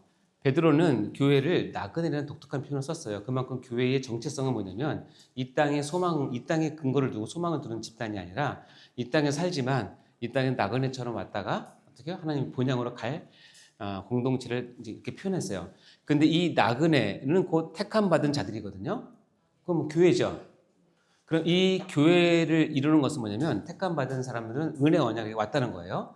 그럼 어떻게 오느냐? 하나님 아버지의 미리하심을 따라 성부의 선택과 예정에 따라서 성령이 거룩하게 하심으로 그리고 순종함과 예수 그리스도의 피 뿌림이 있어야 나그네 즉 택하심을 받은 자들이 된다라는 뜻이에요. 따라서 교회는 우리 택한 자들은 성부 성자 성령의 은혜 언약의 완벽한 합작품으로 내가 구원을 받고 그것이 교회를 이룰 수 있는 근거가 된다는 표현이겠죠. 아시겠죠? 이건 이제 배웠으니까 넘어가고요. 자, 제2 당사자를 봅시다. 우리 얘기합니다. 우리 얘기. 제2 당사자는 죄 속에 있던 예정된 피택자들이에요. 우리의 첫 출발은 죄 속에서 시작했죠. 근데 알고 보니까 우리는 예정됐어요. 그래서 우리는 피택자, 택함을 받은 사람들이에요. 이 죄와 예정과 피택을 배우는 학문이 우리가 지금 배우는 인간론이에요. 그렇죠? 그래서 다시 한번 강조하지만 이 피택자들이지 절체 전 인류가 아니다라는 거예요. 자, 이해하셨으면 죄 속에 있던 예정된 피택자들은 크게 세 가지로 나눌 수 있어요. 이미 은혜 언약 안에 들어온 성인이 있고 은혜 언약 안에 있는 아이가 있고 은혜 언약 안에 있지만 지금은 안 믿는 사람. 불신자예요. 불신자는 두 종류가 있어요. 하나님께서 예정하셔서 지금 모르지만 은혜 안에 들어와야 될 비중생자가 있고 아예 처음부터 은혜 언약 밖에 있는 불신자가 있을 수 있어요. 그러니까 지금 안 믿는다고 해서 다 지옥 가는 거 아니겠죠? 그래서 이 세 종류의 사람이 이 안에 있어요. 이 사람들을 위해서 하나님께서 하길 원하시는 것이 있는데 이거예요. 은혜 언약, 이 성인과 아이는 나이를 가지고 얘기하는 것이 아니라 어떻게 보면 신앙의 성숙도를 가지고 얘기하는 거예요. 성인이 된 사람, 내가 이제 신앙적으로 어느 정도 성인이 돼서 책임을 지고 하나님의 일을 힘있게 감당할 수 있는 사람. 이 아이는 누구냐면 이제 갓 들어와서 젖을 먹고 부드러운 음식을 먹어야지만 신앙을 유지할 수 있는 사람. 이해가 되시죠? 절대로 19세, 18세 그런 나누는 거 아닙니다. 여러분보다 훨씬 젊은 사람이 여러분보다 훨씬 더 어른일 수 있어요. 정말로. 오늘 간증했던 친구 봤어요? 저 옛날 생각났어요. 수학이 100점이래요. 웃으라고 한 얘기예요. 자, 은혜 언약 안에 있는 성인은 뭐예요? 충성과 헌신을 요구하시고 해야 돼요. 은혜 언약 안에 있는 아이를 위해서는 교육과 양육을 하셔야 돼요. 은혜 언약 안에 있는 비중생자, 아직 중생이 안 돼서 모르는 사람은 전도와 선교를 하셔야 돼요. 이 세 가지를 은혜 언약 안에 묶어두셨어요.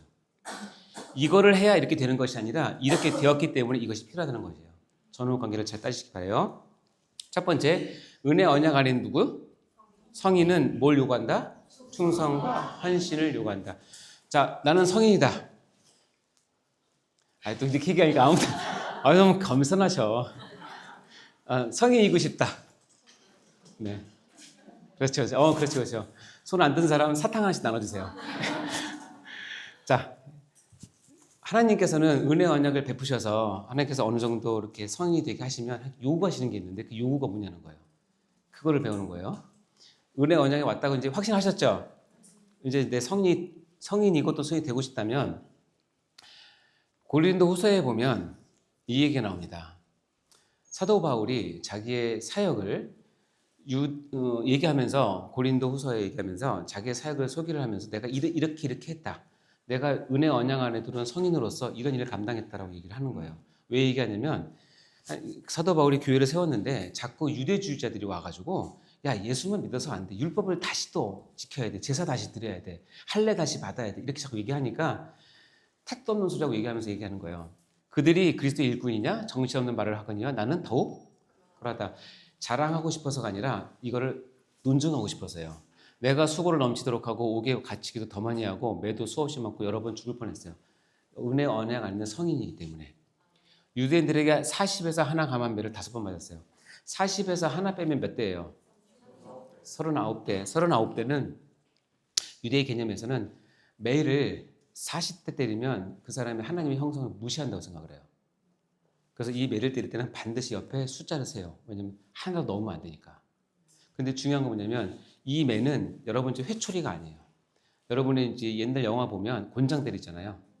성인이 들기도 힘든 곤장을 들어다가 내리꽂는, 잘못 맞으면 허리 맞으면 허리 부러지고 골반 맞으면 골반이 으스러지는 그 매를 39대 맞은 거예요. 통계적으로 30대를 못 넘기고 70이냐고 지표를 못 해요. 근데 이거를 몇 번 맞았대요? 5번 맞았대요. 사도 바울이 1차, 2차, 3차 전도여행 다 합치면 10년이 채 안 돼요. 이걸 그러니까 평균적으로 2년에 한 번씩 맞은 거예요. 이렇게 맞고 여러분 걸어다닐 수 있어요? 이거는 유대인들이 죽이긴 싫고 거의 죽게끔 만들고 싶을 때 하는 게 이거예요. 40에서 하나 감함에. 그러니까 이거는 신성모독이나 특별히 유대교를 폄훼하거나 자기 공동체를 해를 줬을 때 이걸 하거든요. 이걸 5번이나 맞았어요. 2년에 한 번씩 맞았다고 생각해 보세요. 이거 맞으면 몇 달은 못 움직여요. 보통 못 움직이는데요. 왜냐면 뼈가 부러지니까. 그러니까 사도 바울은 절대로 쌩쌩하게 걸어다니는 사람이 아닐 거예요. 많이. 그래서 내 몸에 예수의 흔적이 있다고 얘기하는 건 뭐냐면 아마 그만큼 상처도 많고 골절도 되고 했겠죠. 그렇죠? 이거 5번 맞았대요. 이거 한 번만 맞아도 와 그러는데 5번 맞았대요. 3번 태장으로 맞고 1번 돌로 맞고 3번 파선했대. 파선이 뭐예요? 배 타고 갔는데 배가 부서졌어요. 3번 파선했대요. 여러분, 내가 지난달에 배 타고 어디 갔는데 배가 파선됐어요. 파선돼가지고 가라앉는데 간신히 물통 그 나무 하나 붙잡고 일주일을 깊은 바다에서 지냈어요. 그래서 구출됐어요. 근데 다음 달에 또 배를 탄대요. 탈 수 있겠어요? 그 트라우마 때문에 탈 수 있을까요? 여러분 비행기 타보시면 비행기 타고 가다가 난기를 만날 때 있죠. 어떻던가요? 신나죠? 야, 공짜로 롤러코스터 타네. 신납니까? 얼마나 떨립니까? 그쵸? 근데 제 아는 사람이 비행기 타고 가다가 난기류가 흔들렸는데 그날은 너무 심하더래요. 근데 갑자기 위에서 뭐가 툭 떨어지더래요.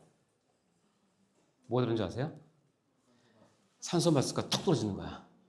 그러면서 방송에 나왔대요. 마스크 착용하시고 각자 하나님께 기도해 주세요. 그랬대요. 여러분 그 산소 마스크 하고 비행기가 흔들리고 기장이 지금 여러분의 기도가 필요합니다라고 얘기하면 마음이 어떡해요? 그래도 내려서 꼭 맛집 가셔야겠죠? 그렇게 한번 경험했어요. 그리고 그 사람이 다시는 비행기를 못 타요. 그때 그 두려움 때문에. 근데 파선을 3번 했는데 타야 되는 거야, 바울은. 그 자기 두려움과 트라우마를 견디고 타야지 선교를 가니까. 그 얘기예요. 일주일을 깊은 바다에서 지냈대요. 볼까요? 이 위험이 8번 나요. 여행하면서 강의 위험, 강도의 위험, 동족의 위험, 이방인의 위험, 신의 위험, 광야의 위험, 바다의 위험, 거짓 형제 중의 위험. 8개죠. 8개가 나오는데 이건 뭐냐면 모든 자연과 모든 환경부터 그냥 계속 위험을 받는 거예요. 제가 거짓 형제 중의 위험이라고 따로 색깔을 칠한 이유는 뭐냐면 저를 가르쳤던 목사님이 이 위험 중에서 자기는 가장 아픈 게 거짓 형제 중의 위험이 가장 아팠대요. 내가 그렇게 믿었던 집사 장로 권사인데 그렇게 신실했는데 그렇게 나를 위해 줬는데 교회를 떠날 때는 담임 목사 등에 칼을 꽂고 나간다는 거예요. 그냥 안 나가요, 여러분. 그런 사람들은 반드시 교회를 흔들어 놓고 나가든지 담임 목사를 괴롭혀 나가죠. 거짓 형제를 밝혀진 거예요. 여러분 그 배신감을 견딜 수 있겠어요? 이런 위험을 거짓 형제 중에 수시로 당한 거죠. 또 수고하며 애쓰고 여러 번 자지 못하고 줄이며 목마르고 여러 번 굶고 춥고 헐벗었노라. 제가 교회에서 사역을 오래 한 건 아니지만 또 청년들도 가르치고 이렇게 부서를 하다 보면 여러 사람들이 시험 드는 대목이 있어요. 뭔지 아세요? 교회 일을 시켰는데 굶겼다는 거야, 자기가. 왜 먹을 게 없냐는 거야. 왜 간식을 안 주자는 거야. 여러분 웃는 표정이 별로 안 좋아요. 이 사람 이제 쫄쫄 굶은 걸 얘기하는 거예요. 복음 때문에. 근데 여러분은 교회에서 일하면서 저녁에 김밥 하나 모자라서 못 먹으면 화가 나죠. 야, 이런 일들을 쭉 얘기합니다. 성인들이 당하는, 은혜와 언약 안에서 성인들이 당하는 거예요. 이럴 때 푸념할 수도 있고 원망할 수도 있고, 하나님 그럴 수 있냐고, 나 은혜 불러가지고 이게 개고생만 시키냐고, 내가 다시는 비행기 안 탄다고, 다시는 배 안 탄다고 그럴 수 있잖아요. 내 트라우마 보라고 정신과 진단서 띄워드릴까요? 뭐 그럴 거 아니에요. 근데 사도 바울의 고백을 보실래요? 이외의 일은 고사고 아직도 날마다 내 속에 눌리는 일이 있는데 곧 모든 교회를 위하여 염려하는 것이다. 이게 은혜와 언약 안에 있는 성인에게 요구하시는 거예요. 제가 묻겠습니다. 사랑하는 여러분, 은혜와 언약 안에 있는 성인 여러분, 여러분이 날마다 하나님 때문에 속이 꽉 눌리고 교회, 모든 교회를 위해 하는 염려가 풍성하시기 바랍니다. 봐요, 아무도 아멘 안 하잖아요. 아무도 아멘 안 한다니까. 저를 봐서라도 아멘 해주세요. 사랑하는 성도 여러분, 여러분 은혜 언약의 성인으로서 날마다 내 속에 눌리는 일이 있어도 곧 모든 교회를 위해서 염려하는 일이 많아지시기 바랍니다. 이게 진심으로 아멘이 나올 때 내가 은혜 언약 안에 있는 성인이라는 걸 확인하는 거예요. 이렇게 말하니까 좀 어렵죠? 이거를 저는 이렇게 표현합니다. 명언대로 하였다고 종에게 감사하겠느냐? 이와 같이 너희도 명령을 받은 것을 다 행한 후에 우리는 이러기를 우리는 뭐다? 무익한 종이 그런 종이에요. 그렇게 당했어도, 그렇게 힘들었어도 내가 사역을 하면서 교회를 위해서 못 먹고 못 자고 모든 위험을 당하고 40에 하마 감염을 5번 맞고 3번 파선하고 그런 모진 일을 당했어도 그래도 나는 그냥 무익한 종입니다. 아멘? 아멘 작아요. 무익한 종이 다 되셔야 됩니다. 무익한 종이 되는 가장 첫 뭐냐면, 기본이 뭐냐면 명령 받은 것을 다 행한 후에 하셨어요. 여러분이 무익한 종입니다 라고 정말 진심으로 고백했는데 하나님이 하늘에서 그래 너 무익하더라 이렇게 나오면 아주 썰렁한 거예요. 이 말은 누가 할 수 있냐면 바울처럼 자기 생명을 다해서 일을 다 한 후에 하나님 더 잘했죠? 제가 이거 했습니다. 제가 이런 일을 했습니다. 내가 교회를 그거 필요 없어요. 저 무익한 종입니다. 그때 하나님의 대답은 뭐냐면 아니다 너는 착하고 충성된 종이었다. 주인의 잔치에 와서 같이 즐기자. 이렇게 초청해 주시는 거예요. 거꾸로 살면 안 돼요. 하나님 더 잘했죠? 저 착하고 충성된 종이죠. 하나님은 아니거든? 이렇게 되는 관계는 진짜 썰렁한 관계예요. 여러분이 선택하시는 거예요.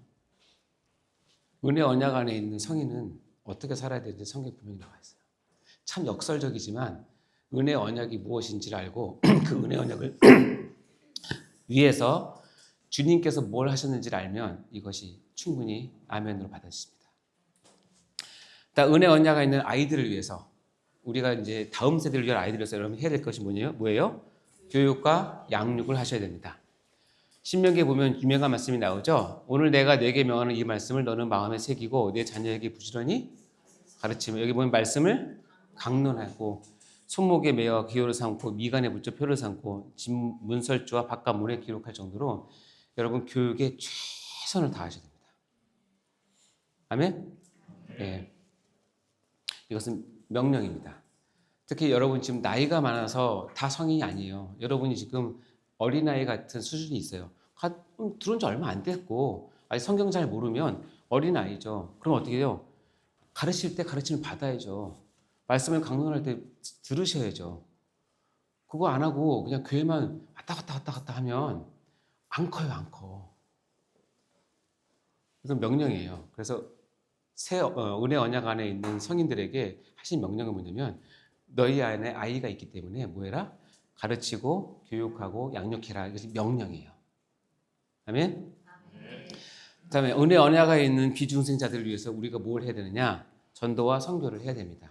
이것이 성경에 나오는 내용인데 사도행전 1장 8절 시작. 오직 성령이 너희에게 임하시면 너희가 능을 받고 예루살렘과 온 유대와 사마리아와 땅끝까지 이르러 내 증인이 되리라 하시니라. 은혜 언약 안에 성인들에게 요구한 게 뭐냐면 이 은혜 언약 안에 있지만 하나님 은혜에서 있지만 아직 안 들어온 사람들이 있으니 이를 위해서 너희들이 가서 내 증인이 되라고 하시는 거예요. 자, 여기에 보면 예루살렘과 온 유대와 사마리아와 땅끝으로 되어 있잖아요. 그렇죠? 원래 문법은 예루살렘 콤마 유대 콤마 사마리아 콤마 그리고 땅끝 이렇게 하는 게 맞아요. 그래서 A, B, C, D가 있어요. 우리나라 문법도 그렇고 영어도 그렇고 헬러도 그렇고 헬러는 카이라고 그러는데 일반 문법은 A, B, C, 카이 D예요. 영어도 그렇게 되어 있거든요. A, B, C, and D예요. 근데 특별 용법이 있는데 이 괄을 다 붙이는 거예요. A, and B, and C, and D. 헬라어는 A, 카이, B, 카이, C, 카이, D로 붙여요. 근데 이게 지금 그 얘기예요.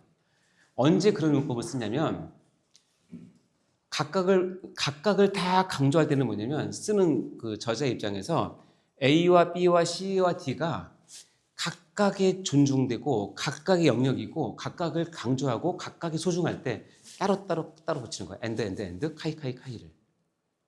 이것을 오해해서 예루살렘부터 복음 전하고 그 다음에 복음 전하면 유대로 가고 그 다음에 사마리아 가고 땅끝 가는 게 아니에요. 이거는 어떤 사람 하나님께서 예루살렘에 꽂아두세요. 어떤 사람은 유대에 꽂아주세요. 어떤 사람은 사마리아에 꽂아주세요. 어떤 사람은 땅끝에 꽂아주세요. 마찬가지로 우리 전도를 할 때 이렇게 하는 사람이 있어요. 네가 선교를 나간다고? 야, 네 집부터 구원해. 너 부모님도 아직 안 믿잖아. 네 친척도 아직 안 믿는데 네 친척부터 하고 해야지. 너 이웃부터 하고 해야지. 뭐 무슨 아프리카냐? 아프리카는. 이렇게 하는 사람이 많아요. 근데 그걸 오해하는 거예요. 하나님이 이 순서대로 하는 게 아니에요. 어떤 사람은 딱 불러다가 여기서는 열매가 없는데도 불구하고 그냥 아프리카에 꽂으세요. 하나님 주권이에요. 각각 하나님 보시기엔 다 중요하기 때문에. 아멘? 여러분 부름받은 곳에서 하시면 돼요. 어떤 사람은 예루살렘일 수도 있죠. 여러분 집 잘 관리하고 부서 잘 관리하면 돼요. 어떤 사람은 좀 더 큰 교회를 관리하고 어떤 사람은 좀 더 그 노회라든가 총회를 관리하고 어떤 사람은 대한민국 전체를 관리할 수도 있고 더 나아가서 세계 열방을 관리할 수도 있죠. 그거는 누가 하세요? 하나님께서 주시는 대로 하시는 거예요. 그러니까 어때요? 때를 얻든지 못 얻든지 가서 하시는 거예요. 어느 시도인지 상관없이. 아시겠죠? 내 증인이 되는 거예요. 내 증인. 예수님의 증인. 내가 아니라 예수님의 증인이 되는 거예요. 이렇게 할 때 하나님은 어떤 기쁨을 찾으시냐. 여러분 잘 아시는 어떤 사람이 양 100마리가 있어요. 91마리를 잃어버렸어요. 그럼 91마리를 들에 두고 잃은 것을 찾아내기까지 찾아다니지 않겠냐고 얘기하죠. 우리 상식에 맞지 않아요. 만약에 이 99마리가 들에 있다가 당하면 어떻게 해요?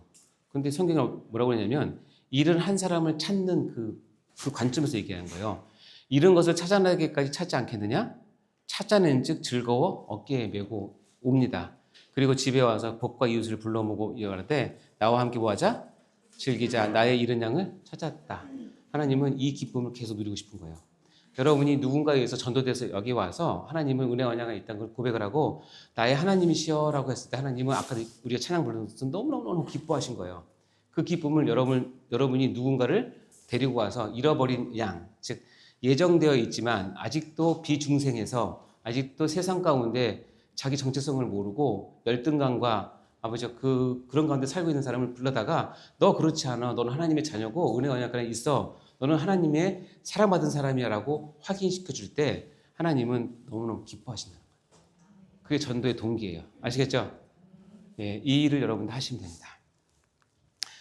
결론을 내리면 이겁니다. 우리 삼위일체 하나님께서 우리에게 일방적으로 주신 이 은혜는 엄청나게 큰 은혜입니다. 이루 말할 수 없고 우리에게 주어진 이 사랑을 얘기하자면 한도 끝도 없겠죠. 이제 마지막으로 정리한다면 은혜 언약의 약속과 요구가 있습니다. 다시 얘기하면 은혜 언약에 들어오면 우리에게 주신 약속이 있어요. 다시 얘기하면 은혜 언약에 들어오면 나에게 미치는 효능이 있어요. 영적 축복을 약속해 줬고 죄사함을 약속했고 양자를 약속했고 영생을 약속한 이 네 가지 약속이 있고 또 또 하나 뭐냐면 은혜 언약에 들어오면 나한테 요구하는 게 있어요. 근데 이것을 오해하시면 안 되는 게 이것을 해야 은혜 언약을 준다는 뜻이 아니라 은혜 언약을 일방적으로 주고 이제는 네가 은혜 언약을 받았으니 믿음으로 그걸 받아들여야 될 것을 요구하세요. 너희가 은혜 언약에 들어왔으니 거룩히 구별되어서 말씀대로 살 것, 즉 자녀답게 살 것을 요구하세요. 세 번째는 뭐냐면 은혜 언약에 들어왔으니 예배자와 헌신자가 될 것을 요구하세요. 자, 다시 한번 강조하지만 믿음으로 받아야 은혜 언약에 들어오는 것이 아니에요. 거룩히 내가 살아야 은혜 언약에 들어오는 것이 아니에요. 내가 예배 잘 드리고 헌신자가 돼야 은혜 언약에 들어오는 것이 아니에요. 그 순서를 바꾸시면 절대 안 돼요. 그럼 율법주의로 갑니다. 자, 약속 효능들을 보면 네 가지가 있는데요. 영적 축복의 약속이 뭐냐면 첫 번째 약속은 뭐냐면 하나님의 영이 내 안에 들어오는 거예요. 이것은 이루 말할 수 없는 축복이죠. 여기 세 번째 줄을 보실까요? 시작. 누구든지 그리스도의 영이 없으면 그리스도의 사람이 아니라. 다시 얘기하면 은혜 언약으로 인해서 우리 마음 가운데 성령이 들어오지 않는 사람은, 성령이 내주하지 않는 사람은 하나님의 사람이 아니에요. 성령이 오셔야지만 예수를 주로 고백할 수 있고 은혜 언약 안에 있음을 보증할 수 있기 때문에 그렇다는 거예요. 그래서 이 영적 축복은 뭐냐면 은혜 언약에 들어왔다. 성령님이 내 안에 들어왔고 그로 인해서 내가 하나님의 완벽한 자녀가 되었음을 누리는 것이 영적 축복입니다. 이 영적 축복을 받은 사람은 뭐가 되냐면 자녀이면 또 뭐가 된다고요? 상속자, 곧 하나님의 상속자예요. 그리스도와 함께 하는 상속자예요. 유대 개념에서는 자녀는 곧 상속자예요. 유대인들은 자녀는 곧 상속자라는 개념이 있기 때문에 이 말이 쓰이는 거죠. 자녀이면 상속자. 어떤 상속자면 하나님이 갖고 있는 모든 영광과 권능과 능력을 여러분이 다 받을 수 있는 자격이 주어지는 거예요. 이 땅에서도 어느 정도 받지만 천국에서는 완벽하게 받으세요. 심지어는 하나님의 보호자 우편에 여러분이 있어요. 계시록에 보면. 예수님이 있는 그 자리에 예수님께서 같이 앉게 해주세요. 근데 이 땅에서는 어떻게 되냐면 7개 시작. 우리가 그와 함께 영광을 받기 위하여 고난도 함께 받아야 할 것을. 이 말은 좀 뺐으면 좋겠죠. 그렇죠. 아, 이 말은 참 이거 딱 뺐으면 좋겠는데 빼는 순간 이단이 됩니다. 그렇죠. 우리가 그와 함께 영광을 받기 위해서 이 땅에서는 모두 함께 받는다. 고난도 받는다. 죄사함의 약속, 은혜 언약의 약속 가운데 가장 최고봉은 뭐냐? 뭐니 죄사함이에요. 우리가 왜 인간론을 왜 하냐? 죄 때문에 지금 공부하고 있는데 은혜 언약에 들어오면 일할 것이 없이 하나님께 의로 여기심을 받은 사람의 복이에요. 뭐냐면 내가 하나님께 한 것도 없는데 의롭다고 여김을 받았다. 즉 죄를 해결받았다. 불법이 사함을 받고 죄가 가려진 사함을 받은 사람들은 복이 있다는 거예요. 주께서 그 죄를 인정하지 아니할 사람은 복이, 이게 진짜 복이에요. 왜냐하면 우리는 이것이 없으면 우리가 죄 가운데 얽혀 살다가 결국 죄로 멸망할 수밖에 없는데 하나님께서 이 은혜 언약 안에 들어온 사람들은 모든 죄를 뭐한다? 다 해결했다라고 하는 확증이에요. 그러니까 이 복은 이루 말할 수 없어요. 이건 돈으로 살 수 없고 권로로 살 수가 없어요. 어떻게 해결하냐? 히브리서 8장에 보면 이렇게 됩니다. 시작. 내가 그들의 불의를 긍휼히 여기고 그들의 죄를 다시 기억하지 아니하리라 하셨느니라. 새 언약이라 말씀하셨음에 첫 것은 낡아지게 한 것이니 낡아지고 쇠하는 것은 없어져 가는 것이라. 이 새 언약의 특징이 뭐냐면 죄를 다시 뭐하지 않는다? 기억하지 않는다. 하나님께서 기억하지 않으세요. 하나님께서 전지전능하시고 못하신 것이 없는데 하나님께서 우리 죄를 기억하지 않으신대요. 하실 수도 없대요. 엄밀히 따지면 왜 못하시겠습니까? 못 본 것처럼 해주시는 거죠. 누구 때문에? 속죄 언약의 예수 그리스도의 공로 때문에. 그래서 우리 죄를 다시 기억하지 않으세요. 하나님이 기억하지 않는데 여러분은 그 죄를 끄집어내서 계속 곱씹으면 월권행위 하는 거라고 생각하시면 돼요. 아시겠죠? 해방되셔야 됩니다. 8장 1절 로마서 시작. 그러므로 이제 그리스도 예수 안에 있는 자에게는 결코 정죄함이 없나니 이는 그리스도 예수 안에 있는 생명의 성령의 법이 죄와 사망의 법에서 너를 해방하였습니다. 이 죄로 인해서 결코 정죄를 받지 않는다. 그리고 우리가 해방되었다는 것을 아시면 됩니다. 이사야서 43장 읽어볼까요? 시작. 나고 나는 나를 위하여 내 허물을 도말하는 자니 내 죄를 기억하지 아니하리라. 참 재밌는 건 뭐냐면 왜 하나님께서 내 죄를 기억하지 않으시냐면 내 허물을 뭐 했기 때문에? 도말했기 때문에, 지워버렸기 때문이라고 얘기를 해요. 근데 그 원인은 뭐냐면 하나님이 나를 위해서요. 이 나가 누구예요? 나, 곧 나는. 이 나, 곧 나는 하나님의 정통적인 표현이에요.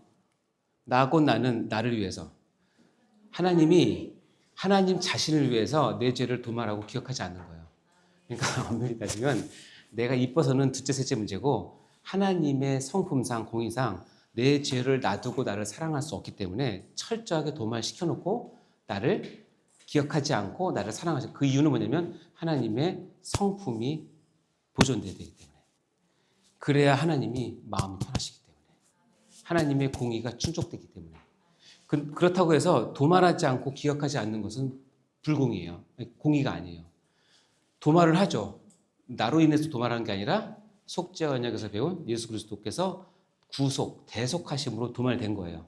그리고 기억하지 않으세요? 그리고 그 원인은 뭐냐면 하나님의 성품과 하나님의 영광을 위해서 그렇게 하시는 거예요. 아시겠죠? 양자의 약속. 우리는 이제 양자를 나중에 배우게 될 텐데요. 은혜 언약을 들어온 사람 가운데 가장 큰 특징은 뭐냐면 이제 아들의 명분을 받게 합니다. 우리는 양자라는 개념이 조금 떨어지는 개념이지만 유대인들은 또 헬라 문화권은 양자는 자기 아들과 동일해요. 법적으로도 동일하고 다 동일합니다. 근데 그가 아들의 명분을 얻게 해서 어떻게 해요? 우리 마음 가운데 보내사 아빠, 아버지라고 부르게 하셨어요. 아빠, 아버지. 은혜 언약에 들어온 사람의 가장 큰 특징은 하나님을 아버지라고 부르는데 그 앞에 뭐가 붙어요? 아빠라고 부릅니다. 아빠 불러보셨습니까? 기도 시간에 부르십니까? 네. 하나님이 여러분의 입에 통해서 아빠라는 소리를 정말 듣고 싶어 하세요. 저는 딸이 없어서 잘 못 듣습니다. 근데 하나님 아빠라고 부르실 때 하나님이 너무 좋아하세요. 그래서 새벽기도 제가 인도할 때 기도시켜놓고 아버지 해놓고 내가 꼭 붙이는 게 있는데 아빠라고 불러줍니다. 한 번 더. 여러분 더 친밀해지시라고. 하나님께서 이걸 듣고 싶어서 여러분을 구원하셨다고 생각하셨대요. 한번 해볼까요? 아빠, 아버지, 눈 감아 보세요. 하나님 생각하세요. 아빠, 아버지, 같이 해볼까요? 아빠, 아버지, 아빠, 아버지, 아빠. 요거 기도 시간에 꼭 해보세요. 아멘. 마지막 영생의 약속입니다. 당연히 하나님은 은혜 언약 안에 들어온 사람은 반드시 영생을 시키십니다. 읽어볼까요? 시작. 우리로 그의 은혜를 힘입어 의롭다 하심을 얻어 영생의 소망을 따라 상속자가 되게 하려 하십니다. 영생의 소망에 따라 상속자가 되게 하시는 것이 은혜입니다.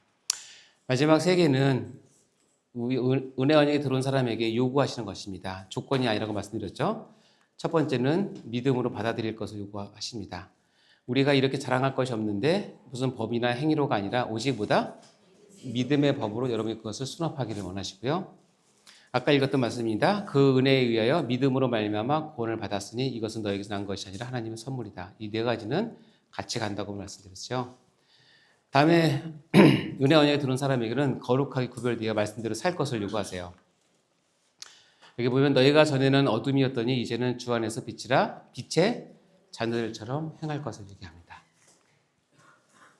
마지막으로 이제 예배자와 헌신자가 되기를 요구를 하시는데 로마서 12장 1절이 이제 가장 중요한 말씀이죠. 한번 읽어보겠습니다. 시작. 그러므로 형제들아 내가 하나님의 모든 자비하심으로 너희를 권하노니 너희 몸을 하나님이 기뻐하시는 거룩한 산 제물로 드리라. 이는 너희가 드릴 영적 예배니라. 그래서 은혜 언약에 들어온 사람들은 우리 몸 자체, 왜냐하면 우리 몸에 성령님이 계시기 때문에 이것을 통해서 살아있는 제물로 여러분 삶 자체를 제물로 드리는 영적 예배를 드릴 것을 요구하세요. 그래서 은혜 언약에서 우리에게 주어진 이 엄청난 약속들과 이것을 통해서 우리에게 주어진 요구들은 여러분의 삶이 신앙이 얼마나 풍성해질 수 있는 결정하는 중요한 요소들이 된다는 것입니다. 자, 마무리하도록 하겠습니다. 우리 키포인트 1번 읽어볼까요? 시작. 은혜 언약은 나는 너희의 하나님이 되고 너희는 나의 백성이 된다는 하나님의 선언이시자 전적인 은혜이다. 예, 우리에게 프릴리 공짜로 주신 값없이 주신 은혜이죠. 2번 시작. 하나님께 선택되어 은혜 안에 들어오게 된 백성들은 주님께 온전히 충성하고 헌신하며 다음 세대를 교육시키고 양육해야 하며 전도와 선교의 사명을 감당해야 한다. 이것이 우리에게 주신 은혜 언약의 중요한 내용이고요. 다음 시간에는 이제 기도론 처음에 들어갈 텐데 여러분 다 오셔서 또 은혜 받으시기 바라고요. 아까 우리 불렀던 찬양 하나님의 마음을 잘 생각하시면서 부르고 기도하도록 마치도록 해보겠습니다.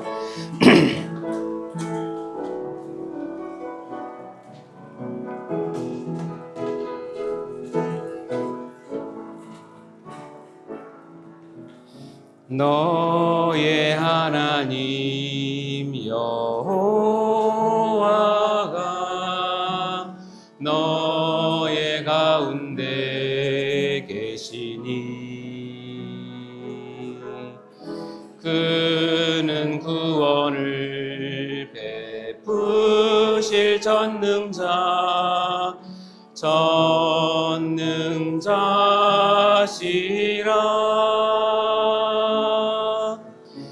그가 너로 인하여 기쁨을 이기지 못하시며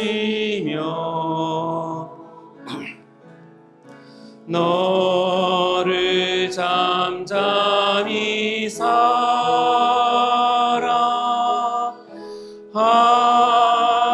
하시며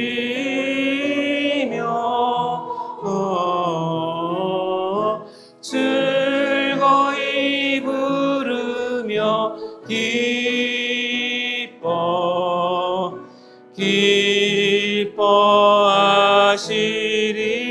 기뻐하시리라. 성경 전체를 관통하는 핵심 주제는 우리가 배웠던 나는 너희 하나님이 되고 너희는 나의 백성이 된다는 하나님의 선언입니다. 이것을 알리는 것이 바로 은혜 언약이고 우리는 이 은혜 언약의 최대의 수혜자인 것입니다. 이것이 우리 평생에 감사해야 할 한 가지 이유가 됩니다. 우리 하나님께 감사하고 은혜 언약 안에 있으면 다시 한번 확인하시고 하나님께서 은혜 언약을 주셨을 때 하나님께서 우리에게 주신 그 축복과 은혜와 그리고 우리 요구가 무엇인지를 깊이 생각하시며 하나님을 더욱더 붙잡는 여러분 되시기 바랍니다. 우리 은혜 언약을 주신 하나님께 감사하며 주님 앞에 기도로 나가겠습니다.